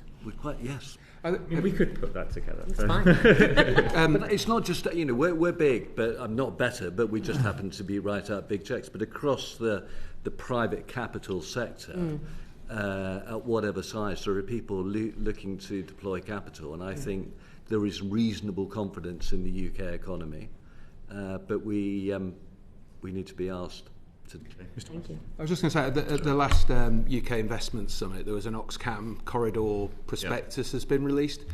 It was a good start, but I think that, again, public and private could be much better joined up on that, because as soon as you produce something in print, it's going to be out of date almost immediately. So I think, you know, we clearly need to attract more investment to Oxcam, amongst other parts of the country as well. Let's work together, public and private sector together, to maximise the, sorry, it sounds a bit corny, bang for our bucks, as it were, in terms of what we're trying to do. Okay. Thank you. You've really helped us understand the dynamics of this. Thank you very much indeed. That's been an excellent session. That concludes it, though.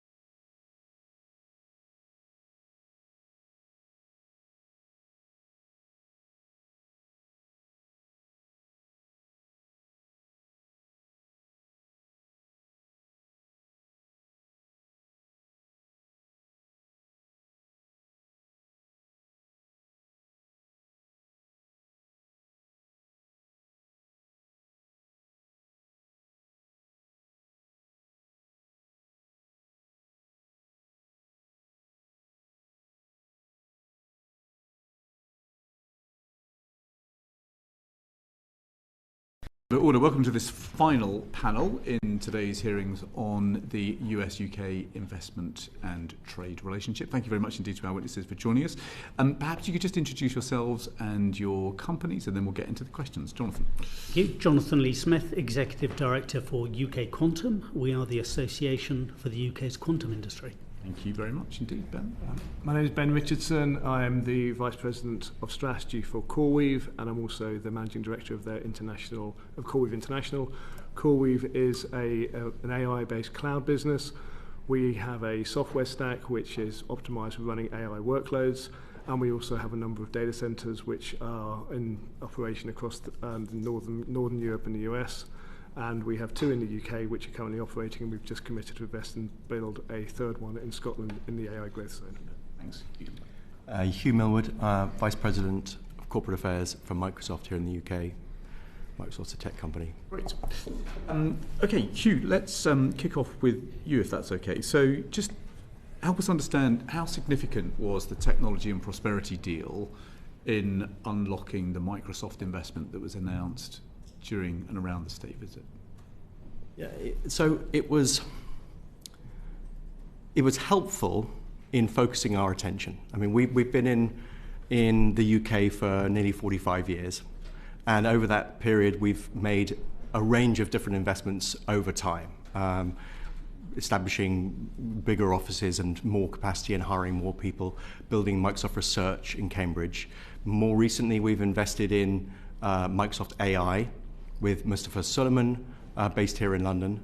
And as we build out data center capacity, the investments continue. And around 3-4 years ago, we made an investment of about £2.5 billion. Last September, October, whenever it was, we made an additional investment of about £23 billion. And I think that the deal was helpful in us essentially focusing attention on, well, what does this look like in a more organized fashion? So we're looking at what our path looks like, our investment path, both OPEX and CAPEX. How do we organize this in order to try to look at how we drive efficiencies and how we deliver for the government in terms of what it's looking for? The focus there was on prosperity, the tech prosperity deal. This is essentially we're building Lego blocks for others to turn into AI services. It's all focused on prosperity. So we were very pleased to get behind it. It unlocks a number of things that are quite exciting for us. But there are other aspects of Britain's investment climate that are perhaps more effective in unlocking more investment. Useful. Let me come back to that last point. But within the technology prosperity deal, what was the bait in that deal that made Microsoft think, right, this makes a yes decision much easier? Well, I think there are a number of things. One was the focus on quantum, which I imagine you're going to get onto. But I think there's a tremendous opportunity for the UK. The UK's got some of the world's greatest quantum capabilities, and actually, if some kind of deal can help to orchestrate and smooth the lines of communication between the US and the UK and build out that opportunity, then I think there's some real good positive prospects for the UK. Another is on the alignment around security. The UK came out of the blocks very fast on AISI. It was originally called the AI Safety Institute and was then rebadged as security. But if a prosperity deal can help to create global alignment around those sorts of principles, particularly between the UK and the US, that is all to the benefit of AI and the security and safety of AI that's operating here in the UK, but elsewhere as well. Very helpful. We'll come back to the difference between what was in the deal and what were the fundamentals, because it is helpful for us to understand this. Ben, what was your take on what seduced you in the deal? I think the word that Hugh used is very helpful. It was helpful. It was a helpful backdrop for an investment decision. When we're making investment decisions, we're looking across, on the international business, you're looking across the whole of Europe, and you're saying, where is it that I want to allocate my capital? And one of the great advantages of of the announcement was it gave a degree of certainty and a degree of comfort around policy and around the environment for investment within the UK.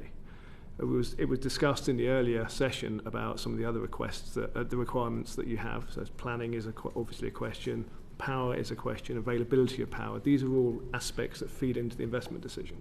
But having that, it's very helpful to have that in the backdrop, to know that there's support of the government and to see that support, and probably quite importantly over the following 6 months, 12 months, is actually seeing that then also follow through. So I don't know how you make your investment decisions, whether that's a board decision or an investment committee, but just give us a flavour of the conversation that you had with your colleagues when this deal was looming on the horizon and you had to come to a decision point.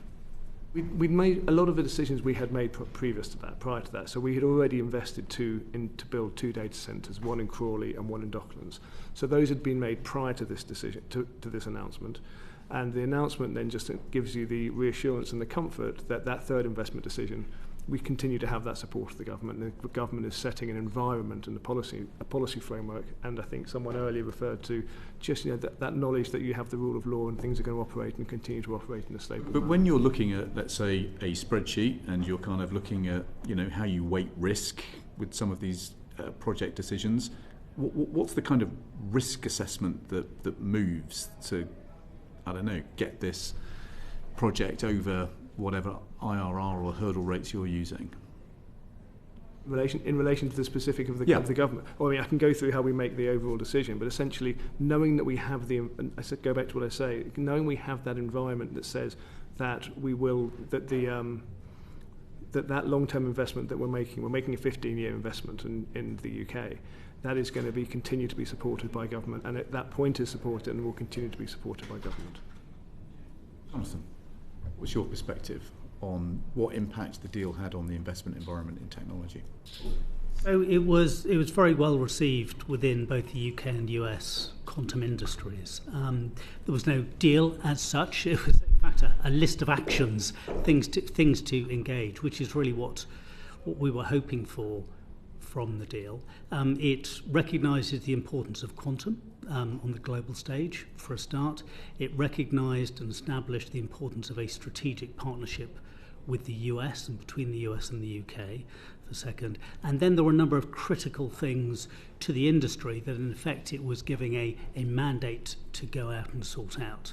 There was a long list of specifics, but key ones were around benchmarking and standards, which are both critical to the industry and a real opportunity for the UK and the US to lead what has to be a global initiative but requires leadership. So for both of those, there's a real opportunity there. For myself, working with my counterpart, the Quantum Economic Development Consortium, it was an opportunity to pool our efforts to accelerate the adoption of quantum technologies, starting to look at trade policies so that we have a unified voice across the two countries, and activities around that. So there's a lot of positive support for the UK to get involved with the US in a number of important areas. Just in January, we had President Trump announce that he would like Greenland, and if it wasn't handed over, there would be tariffs inflicted on 8 countries, NATO countries, allies. And he backed away from that, thankfully, but God knows what might happen tomorrow or next month. I'm a huge fan of the US. I lived there for 9 years. My 3 children were born there, blah, blah, blah. But the US is a much less reliable ally. We can discuss what percentage less reliable, but it's clearly a very different world now. Microsoft, you were making the case that kind of US and UK, indivisible, no problem, business as usual. It's like Microsoft is completely embedded into our government architecture, our national architecture of tech. What do you think we should be thinking about that? Do you think we should just don't worry about it, could carry on, or do you think we should be thinking more seriously about this now? Well, I think the kind of infrastructure that we're building in the UK is not on wheels. We're investing here in the UK, and the data centres will stay here in the UK, which brings capacity to the UK. You're right. The geopolitical situation at the moment is more volatile than it has been, and we saw that in Davos, and Mark Carney's speech was illustrative of that. At the same time, Microsoft has invested in the UK for nearly 45 years. We represent the UK for Microsoft is probably our second most important market, there is a self-interest in the US government to continue to export its services. And US technology is one of the US's greatest exports. And so, I don't share your concern about what you're alluding to, I assume, which is, the continuation of that investment, the continuation of those digital services, and the ability to continue for us as a company to continue to make these investments in the UK without fear that they're going to be disrupted.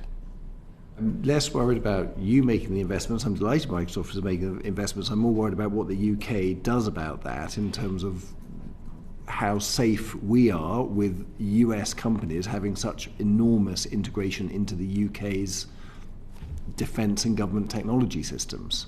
That's my worry, and I guess I'm going to switch that to Jonathan. I mean, obviously, next door to my constituency of Witney, Oxford Ionics was bought by IonQ, classic, Oxford startup bought by an American company, £1 billion, well done, fantastic.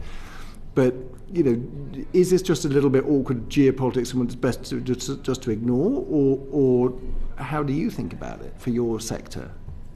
The sector is emerging, and it is undoubtedly still a global endeavour. We still require partnerships and engagements with international other international countries.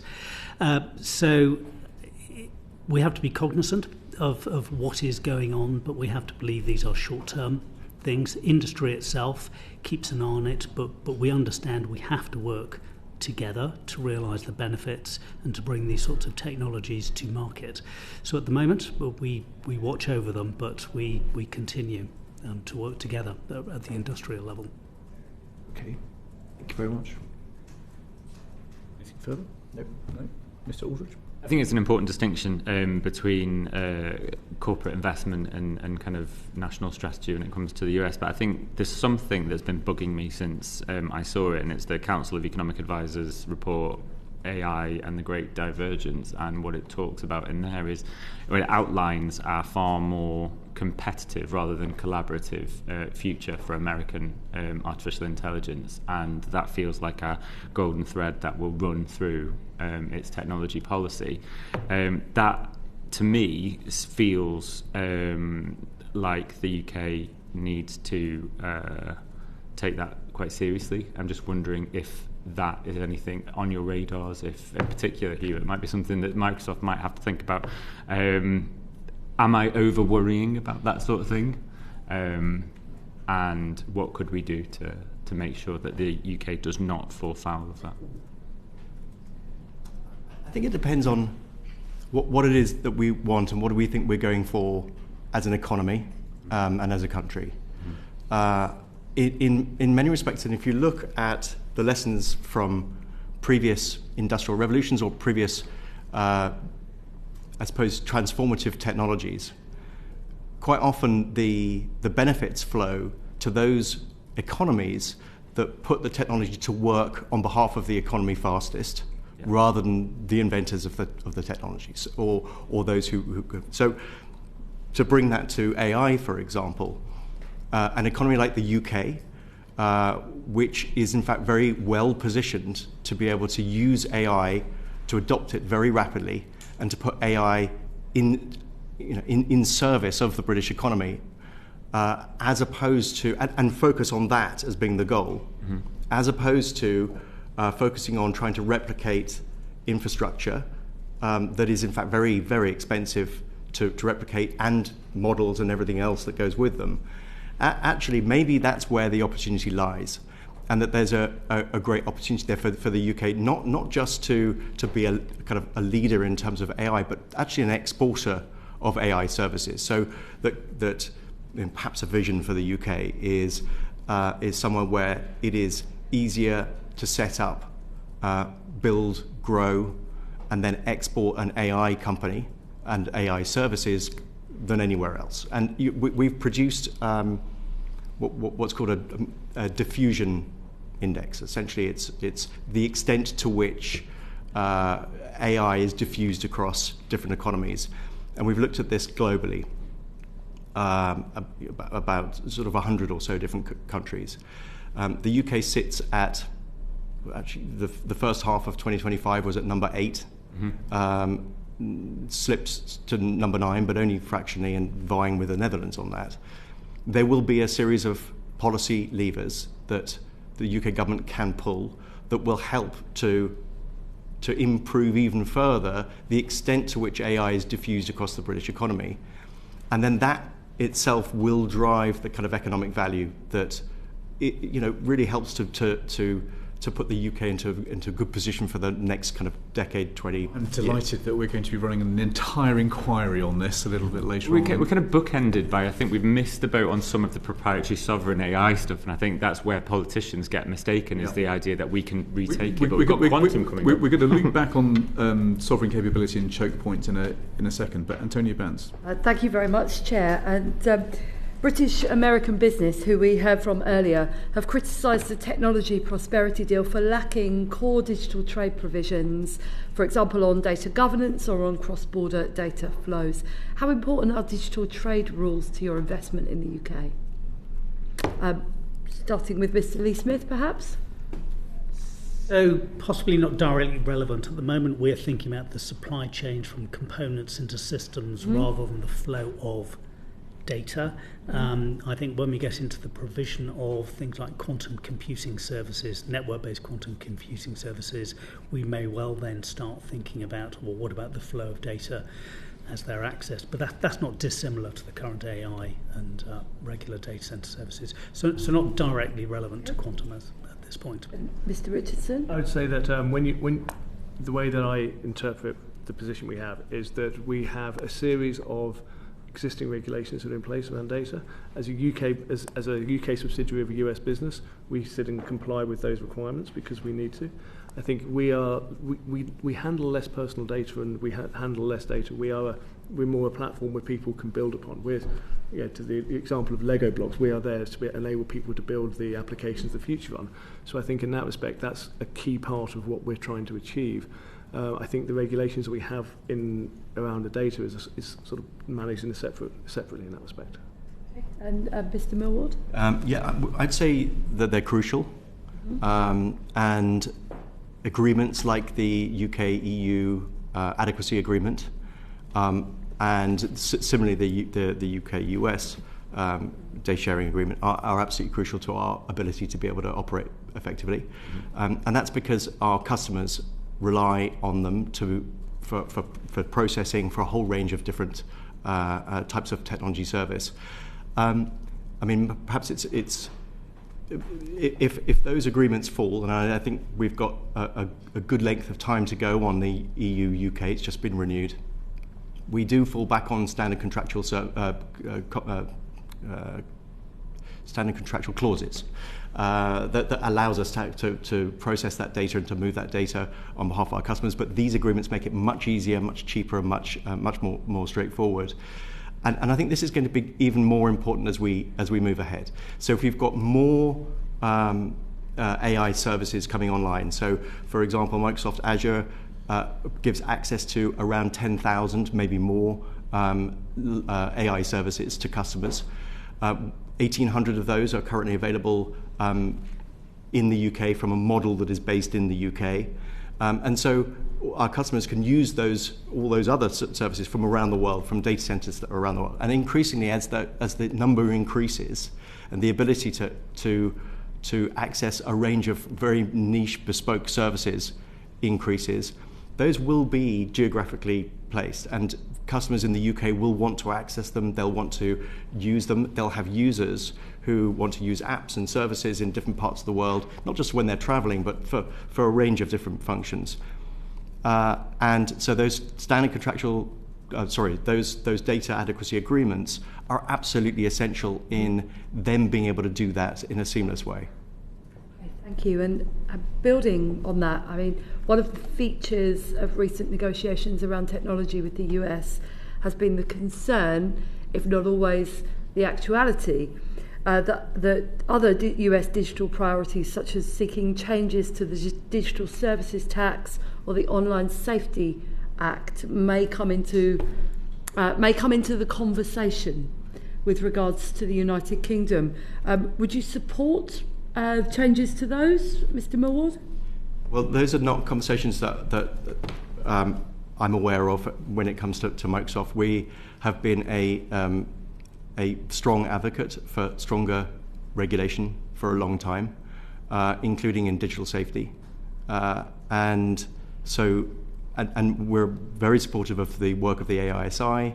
Mm-hmm. And in fact, we've gone as far as to write a draft AI bill with a series of kind of sections of it that we think are sensible approaches to AI regulation. So we're not shying away from those sorts of conversations. And our view is that for AI, for us to be successful, we want our customers to trust the technology services they're using.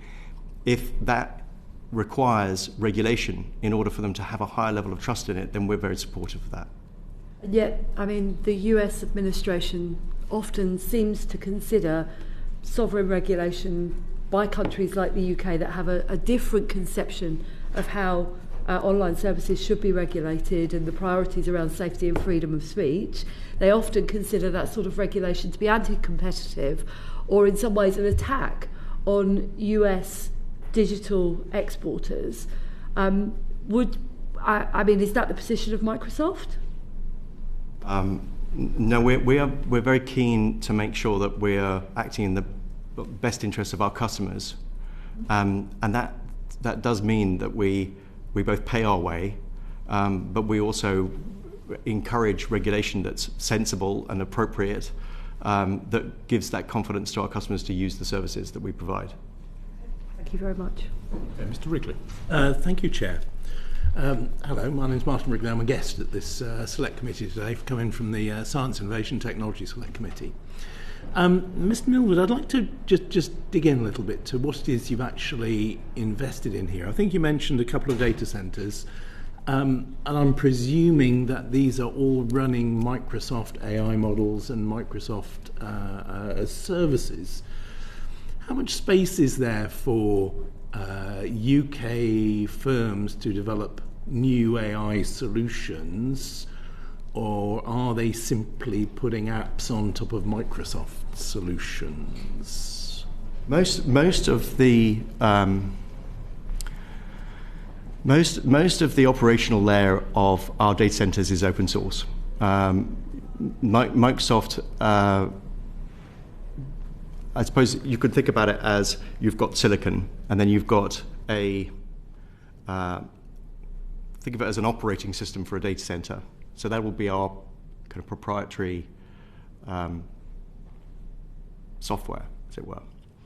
But sitting on top of that are workloads from customers, all around the world and around the UK for sure, running what they want to run on it. And if a customer, for example, decides that they need to spin up a virtual machine because they need to have some additional capacity to do something, they've got a range of different options about what kind of virtual machine they spin up there, whether it's an open source, which is frequently the model, or whether it's a Microsoft proprietary or any other. And in fact, we run a range of different models. I mentioned the 10,000 plus AI services that we have in our data center that's available to customers. That's essentially through a marketplace of hundreds of different providers. It's a long way from just Microsoft. The idea is that we have partnerships and with a range of different suppliers of technology services to provide what it is our customers are looking for. So it would be more akin to an Amazon Web Services than perhaps I'm trying to think what the Microsoft, I want to say Windows 95, but that's just showing my Azure. Windows Azure. So I think maybe that's the thing that we should make a distinction. So we've got Azure, which is broadly akin to AWS's cloud, and that's Microsoft's cloud, which again provides a whole range of different services that are not just ours and not just proprietary ours. Then you've got Microsoft 365, which is our productivity suite, which is our own. And then you've got Dynamics 365, which is our CRM cloud, and that's our own. But Azure is really where all of these AI services sit. and that is broadly capable of supporting thousands of different types of model and service in it. Interesting. And Mr. Richardson, you talked about having Lego blocks for AI servers, and what is it that you've produced in terms of what are the facilities, what are these data centers? The data centers that we build, they are GPU-based data centers running on the latest technology, and unlike my fellow panelist says here, we don't necessarily we have a CoreWeave orchestration layer that sits on top of that, which enables people to come in and start to build models. So we are basically entirely optimized for building and running large language models. That's where the technology lies. So it's not that we don't have a productivity suite. We don't have. It's actually entirely there for either enterprises or enterprises or what we would call digital natives. So some of the AI native companies to come on and actually start to build and run those models on our infrastructure. So facilities that they can build their own AI models adapted to their own things, then train that up appropriately. Correct. Interesting. Thank you. And Mr. Legh-Smith, can I just ask you? I mean, how are we going to, in the world of quantum where we are today, prevent ourselves from going down the usual route where we end up with the doom valley, where we have startups aplenty, but as my colleagues suggested earlier, as soon as they become big enough to scale up, we lose them to American owners. Yes, so the first step is to ensure they're successful in getting their next rounds of funding. A lot of our leading companies are now out there looking for their growth stage funding, and I think the previous panel noted it can be difficult in the UK. Not necessarily the availability of money in the case of quantum, it's actually the availability of the expertise to lead in those sorts of investments, which is why I usually say the first step to investing in our startups is to actually invest in the specialist quantum funds that we do have in the UK, because they are the funds that are capable of doing that. But I do believe those, as our companies are successful in getting together their growth stage funding, that will keep them in the UK. I mean, all of the CEOs I know are keen to stay here. So if we can see them through that phase, and we back it up with a strong national programme, which I have to say we are still waiting to hear announced. I'm assured it will be soon. That, I believe, will stand us in good stead for a few years. Okay. So just we're going to come back to Mr. Aldridge and sovereign capability and the risk of American choke points in a moment. But you've all alluded to the importance of the technology prosperity deal and the relationship that symbolises between the US and the US. It is obviously suspended at the moment. It's not kind of moving forward. So are there elements of the implementation plan that went with it that you do need His Majesty's government to move forward with? Or actually are you all supremely relaxed about this state of affairs at the moment? Mr. Milward, you'll start. Well, from our perspective, I mean, our own investment continues irrespective of the tech prosperity deal. There are aspects of the discussions that go from administration to administration that are quite useful to continue, and the AISI work is one example of that. Okay, Richardson. Likewise, our investment decision is made, and we're continuing it, and we're committed to it. Okay. So I talked about two things: benchmarking and standards. That's actually between two government-oriented organisations, so MPL on our side and NIST on the US side. Because it's a formal policy, that work is difficult to move forward because people are instructed not to engage. On the industry engagement side, though, I have a very good relationship with my counterpart. We have been developing proposals and plans that we will put into force just as soon as we have a green light. I mean, there is the opportunity for the government to get behind those unilaterally, and we can start those collaborative activities now. So. Okay. Yeah. Is the implication then that the government needs to recognise perhaps that this TPD is not going to be reactivated anytime soon, for the sake of argument, and it just needs to get clear about what it is going to do anyway? Would that help you? Well, yes. I mean, if there's a feeling it's not going to be anytime soon, then we need to get on to the next plan, because there are good elements there, and certainly from an industry point of view, we can work industry to industry. Perhaps the standard stuff would require a little bit of sidestepping and manoeuvring, but there's still work to be done. That could be done there. Mr. Aldridge. This committee's report on economic security pointed to a kind of rapidly increasing level of private sector ownership of public risk. I thought that was a really, really powerful concept that I take probably too much time thinking about.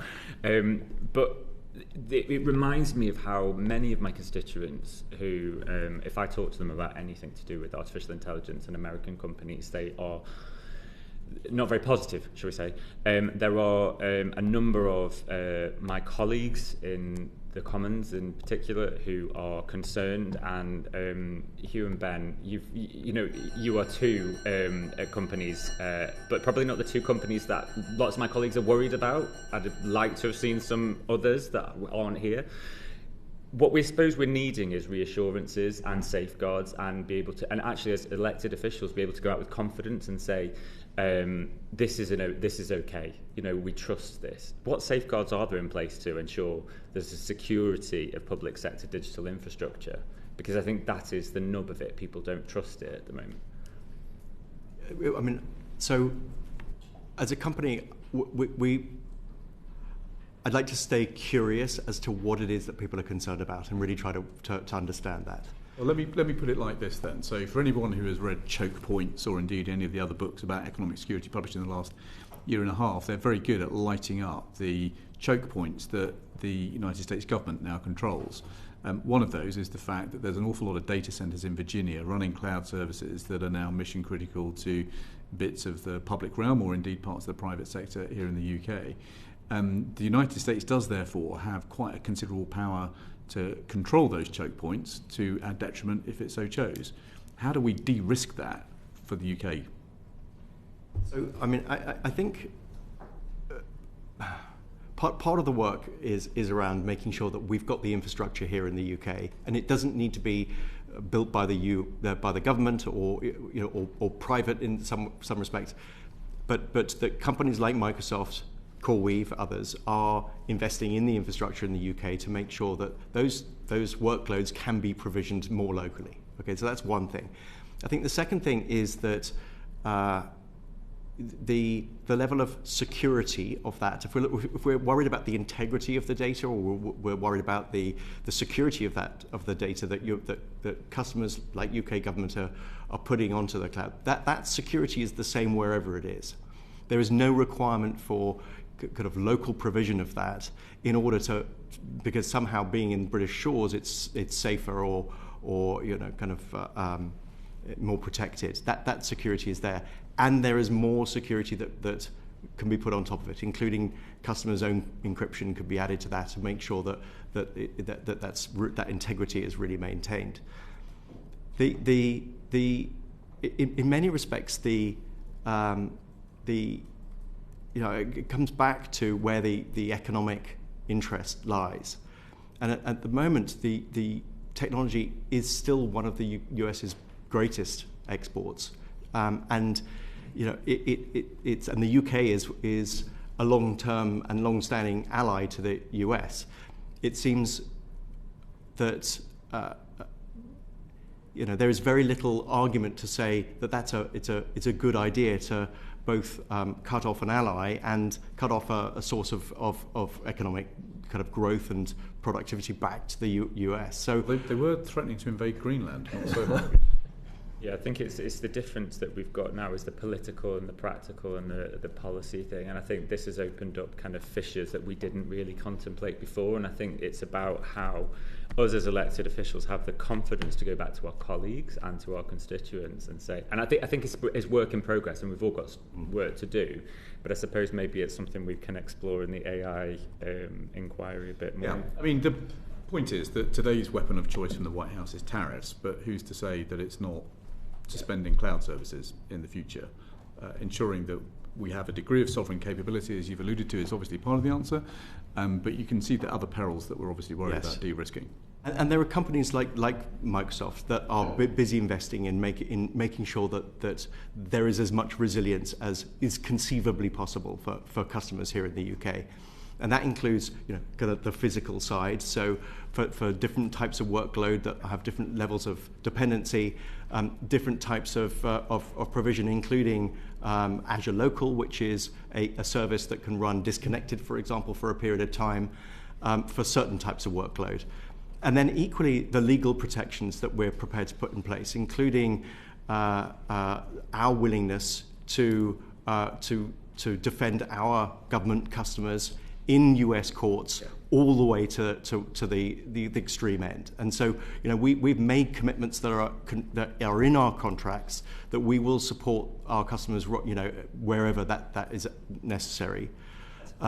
And so you've got this combination that we're building of legal protections, governance protections. So we've got customers in the EU who are particularly concerned about this. And our response to that has been to build out a new governance structure in the EU to ensure that there is a level of scrutiny at that level. And the option is to bring the UK into that as well, if that's desirable. So we can do that. And we're already building out those services. Other companies are as well. Okay. I mean, look, in June last year, the Associated Press reported that Microsoft had cancelled the email address of Karim Khan. Now, I know that Microsoft disputes that, but I don't think the Associated Press would have said his email stopped working if it hadn't. So, but the point about resilience, I mean, the bottom line is the US government's got a much bigger stick on Microsoft than anybody else does. So if the US government ultimately says, Microsoft, you're going to do this, it's not surprising if a UK government or any other government's like, well, if push comes to shove, Microsoft's going to do it. And so you can say as much resilience as technically, sure, but ultimately it's the politics. And I can't see how you can give us comfort on that. Well, I mean, if we started sort of willingly cutting off our customers, we wouldn't have a business for very long. Okay, but so this was an instance where there was a sanction, a US government sanction against a single individual. We worked with the ICC throughout the whole period, and they were fully aware of all of the discussions that were taking place between us, the US government, and the ICC around this individual. And it was the ICC's decision to terminate and to respond to that sanction, not Microsoft. So we were not put in a position where we were terminating the agreement. We were working with the ICC throughout. Okay. Well, I mean, the individual was a prosecutor of the International Criminal Court. This is somebody doing their job the best of their ability. I mean, the bottom line is he got cut off. And this could happen to us. Mr. Wrigley, it's really exactly the same point, because when he was sanctioned, he got cut off, and that's because you did that. It wasn't because they suddenly said, I'll stop using my Microsoft account. There is no reason why he would have done that. So having been sanctioned, which you had to follow, he was cut off. We did, and it was the ICC that has the ability to switch on and off their own users. I mean, the same in Parliament. It's the Parliamentary Digital Service that decides whether or not you can operate your email. In the same way, it's the ICC that makes a decision as to whether or not they continue to provide service to one of their employees in response to the US sanction. Okay, let's just kind of draw out the implication with Sarah Edwards. Thank you, Chair. So we heard in the sort of last panel that one of the reasons to invest in the UK was we have a strong rule of law. And that there's quite a lot of investment going on. So Blackstone said they were investing 10 billion in data centres, so that's great, obviously supporting the notion that we're going to go forwards with AI. And we've got the AI action plan that sort of talks about the fact that we have sectoral regulators at the moment, and that if that doesn't work, that they will look at setting up one singular body to look at this regulation of AI and data. And so I just wondered whether or not you see there being any changes that would make it more favourable for you, given that that's the current landscape that we have. Would you like to start, Hugh? Thank you. So actually, our view about the way in which AI is regulated in the UK is really pretty positive. I think that pausing a little rather than running head long into AI regulation has served the UK extremely well. There are other jurisdictions that are not far away from here that are rather regretting the fact that they've gone so fast into regulating, and that's created some real problems for AI companies that are international ones like ours, but also the domestic AI companies. When you say near to here, you're talking about the European approach at the moment, that some are saying is stifling innovation. And I think that there is a risk there that there's too much, there's a bureaucratic approach to it that is tying companies up and slowing them down rather than speeding things up. The UK's approach, I think, has been very sensible in this way, particularly a focus on, I suppose, a balance between model regulation and use case regulation. And that distinction is really important. So the model regulation is around how do you ensure that customers using an AI model understand what it is that the model, what its capabilities are, what its dependencies are, what it's optimized for, various other kind of aspects of it, and that's produced in a way that is consistent and usable by customers. And those kinds of measures are really very sensible. And then on the use case side, it's about regulating the way in which an AI service is deployed as opposed to regulating the AI itself, if that makes sense. You can use facial recognition, the type of technology for facial recognition, for a whole variety of different purposes. Some of it just switches on your computer. Others may be used in defense for target acquisition. Okay, so the same kinds of technology, you want to regulate the use of one quite heavily, but the other is you should really allow to be used for a whole variety of different things. So actually getting away from regulating the service itself and then getting into this endless cycle of how do you define it and how do you name it and and instead focus on the use case is a really sensible approach. And I think we're going to see what happens when we get to what the practicalities of AI regulation look like. And I understand that there's a desire not to focus on a single bill, but to look at regulation across multiple sectors. But if the UK continues on this approach, I think they're going in the right direction. Thank you. Ben, did you want to add anything to that? I mean, I'd agree with the analysis, and I think that one thing, when you're dealing with an industry which is moving as quickly as this industry is, that's not a reason not to regulate, but it is a reason to be able to, as you say, make sure you're regulating in the correct way. Because just the pace that you see and the pace that I see every day, and the amount of demand that I see and the amount of drive that we get from our customers, which I think is really important, is something which means that when you're actually looking at this, you need to look at it on a use case as opposed to just on a generic basis, because it will slow down, and that's an important point. Do you have anything to add, Jonathan, on that? Well, yes.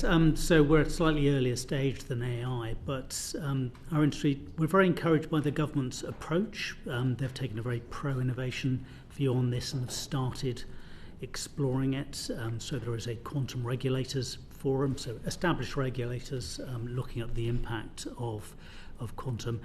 But it's on a use case basis, which is the way we would like it, as Mr. Milward was saying. Look at the use of it and see if there's anything different to the existing regimes. So that work is underway, and we are engaged with that. The FCA is probably leading, but I was listening to the CAA, the Civil Aviation Authority's views as well.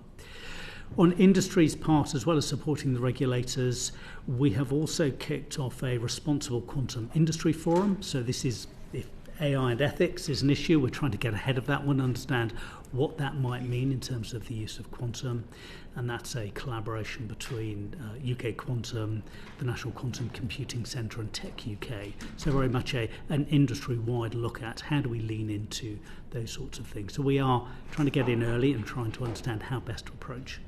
And I was just going to ask on whether or not you've asked the government to change any elements of its approach. I think you've sort of alluded there to sort of looking particularly at the deployment and obviously encouraging that. Were there any other things that you've had in those conversations or things that you've been saying to government, this is the kind of movement that we'd need or this is what we'd like to see? On quantum? No, on AI regulation and data regulation. But obviously it does include the future.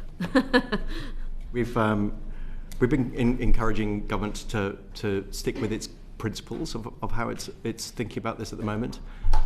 and to regulate rather than not to, but to do so in along the same lines. On quantum, we've also had conversations with government. We've encouraged them to, I suppose, invest in a more focused way, rather than letting 1,000 flowers bloom with a series of sort of more academic analyses, because I think that our view is that quantum is a great opportunity we don't want to miss.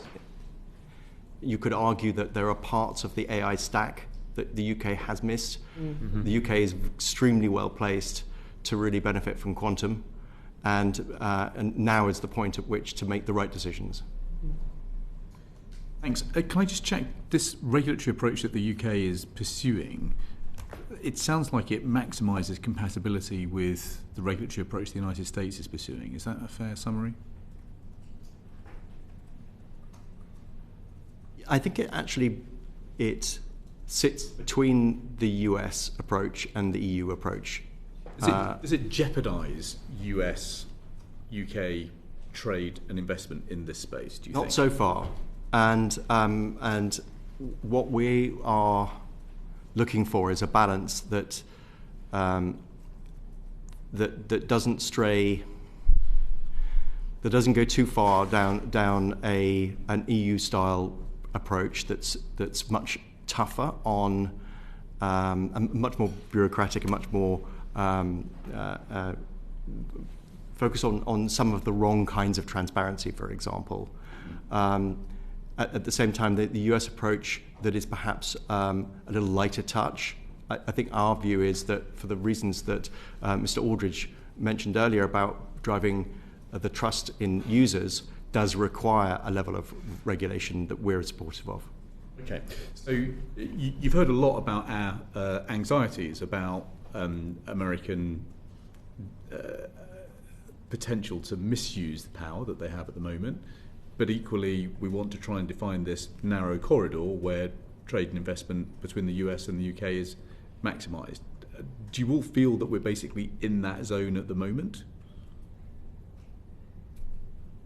Not entirely. I don't think we're clear on what the zone is in quantum, to be honest. I gave evidence to the Science, Innovation and Technology Committee just before December, and after a number of questions, I had to admit I wasn't entirely sure what we wanted sovereignty to mean in quantum, and it was at that point the chair admitted that they too had a number of different interpretations of what it might mean.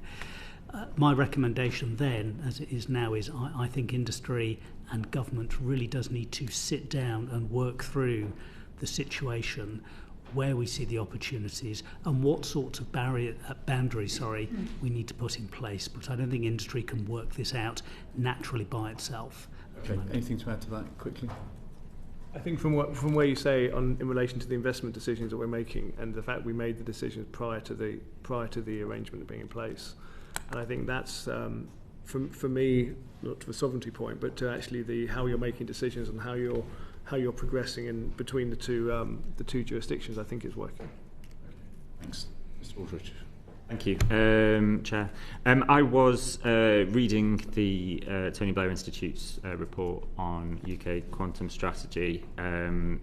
November last year talks about the UK third globally in academic research in quantum and second highest amount of venture capital investment. There's huge reasons to be very positive and excited about the UK's quantum future. But it is, we do risk failing to convert that leadership into commercial scale and strategic value. That's the words of that report. I'm just really interested in, Jonathan, what you might think of that, and what do we as parliamentarians need to be doing to push that? So, unfortunately, the report missed a couple of things that it might have included, and one was really a treatment of the strategy that had been published, because a core element of the strategy going forward is creating a number of quantum missions, moving from collaborative R&D and research, which have been very successful over the last decade, but moving to more strategic objectives that we can put ourselves behind and make larger, more focused investments in. these were well known, even though we don't have the details, and I'll come to that in a minute. The intent behind those was well known, and there was nothing on them at all. If you think about those, and then there are plenty of things you could argue about, but really those do represent the best way forward for the UK in terms of bringing our activities together, moving to the next phase, and re-establishing ourselves, continuing as one of the world's leading quantum nations. And there really was nothing on that. So that was somewhat disappointing, if I'm honest. It also made recommendations about invest in this or that company, which again I couldn't agree with. It effectively amounted to taking a punt.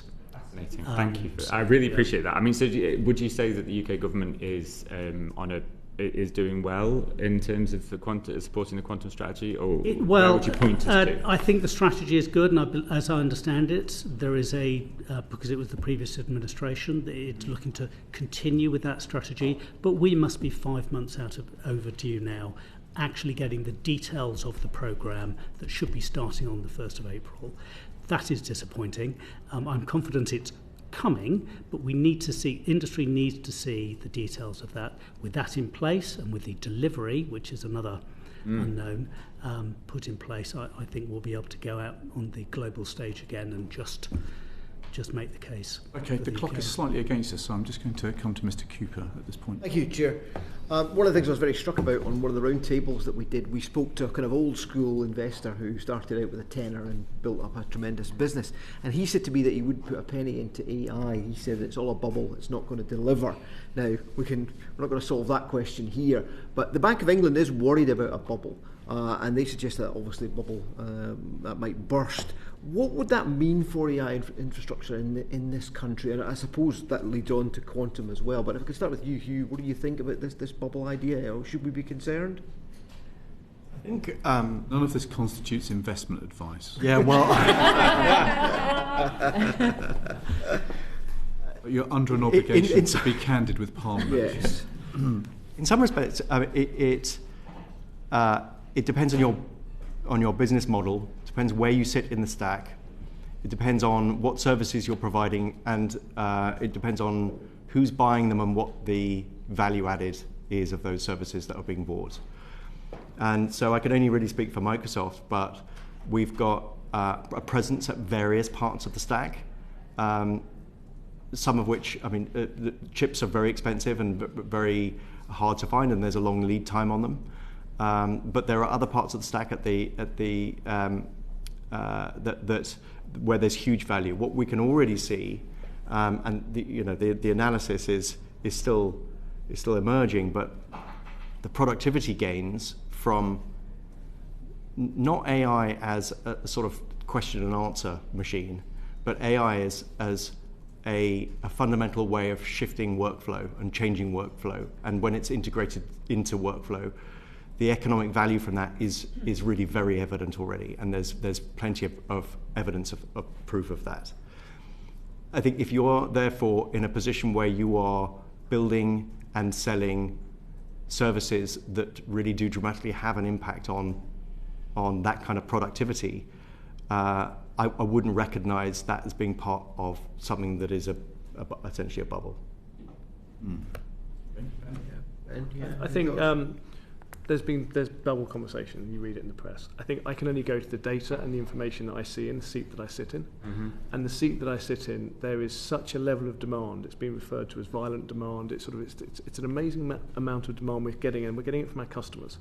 So the decisions we're making to invest are made based on... What is that demand? Because again, one of the things that we picked up on, we were in Newcastle, in fact, and a well-known company went to Newcastle University and said, give us AI. They had no clue really what it was. They just felt it was something they had to have. So is the demand focused properly? Let me give you some data points. So CoreWeave was an organisation when it announced its Q2 results for June. We had an order book of $23 billion, which is basically orders that we had yet to fulfil, because that's the amount of demand we're seeing. When we got to Q3, we had an order book of $55 billion.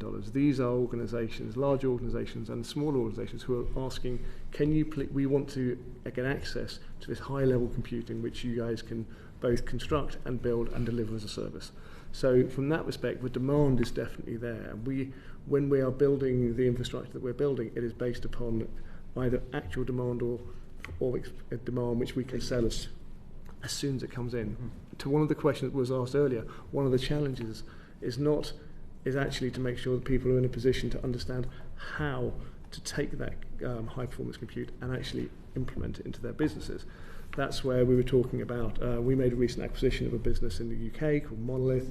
That is a business of individuals who interact between AI, engineering and physics in the physical environment, and they are people who absolutely understand how to actually start to put AI into the hands of people who are actually doing stuff in the economy.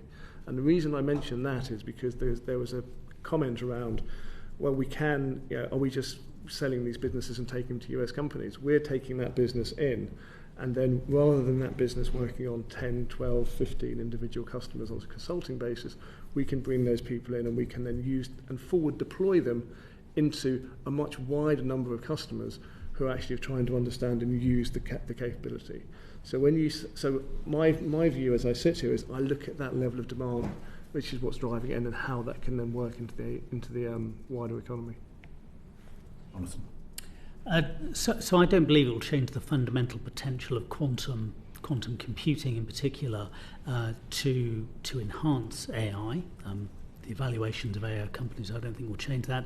I would worry about the spillover onto other deep tech, such as quantum, and we were talking earlier about the UK's companies. If this started impacting investors' views on the valuations of quantum tech companies and whether or not to invest, that would be an issue, but it would be a spillover. Okay, that's been extremely helpful, thank you. I mean, I think one of the things I'm taking away from this conversation is that the fundamentals are pretty good when it comes to UK-US cooperation in this space.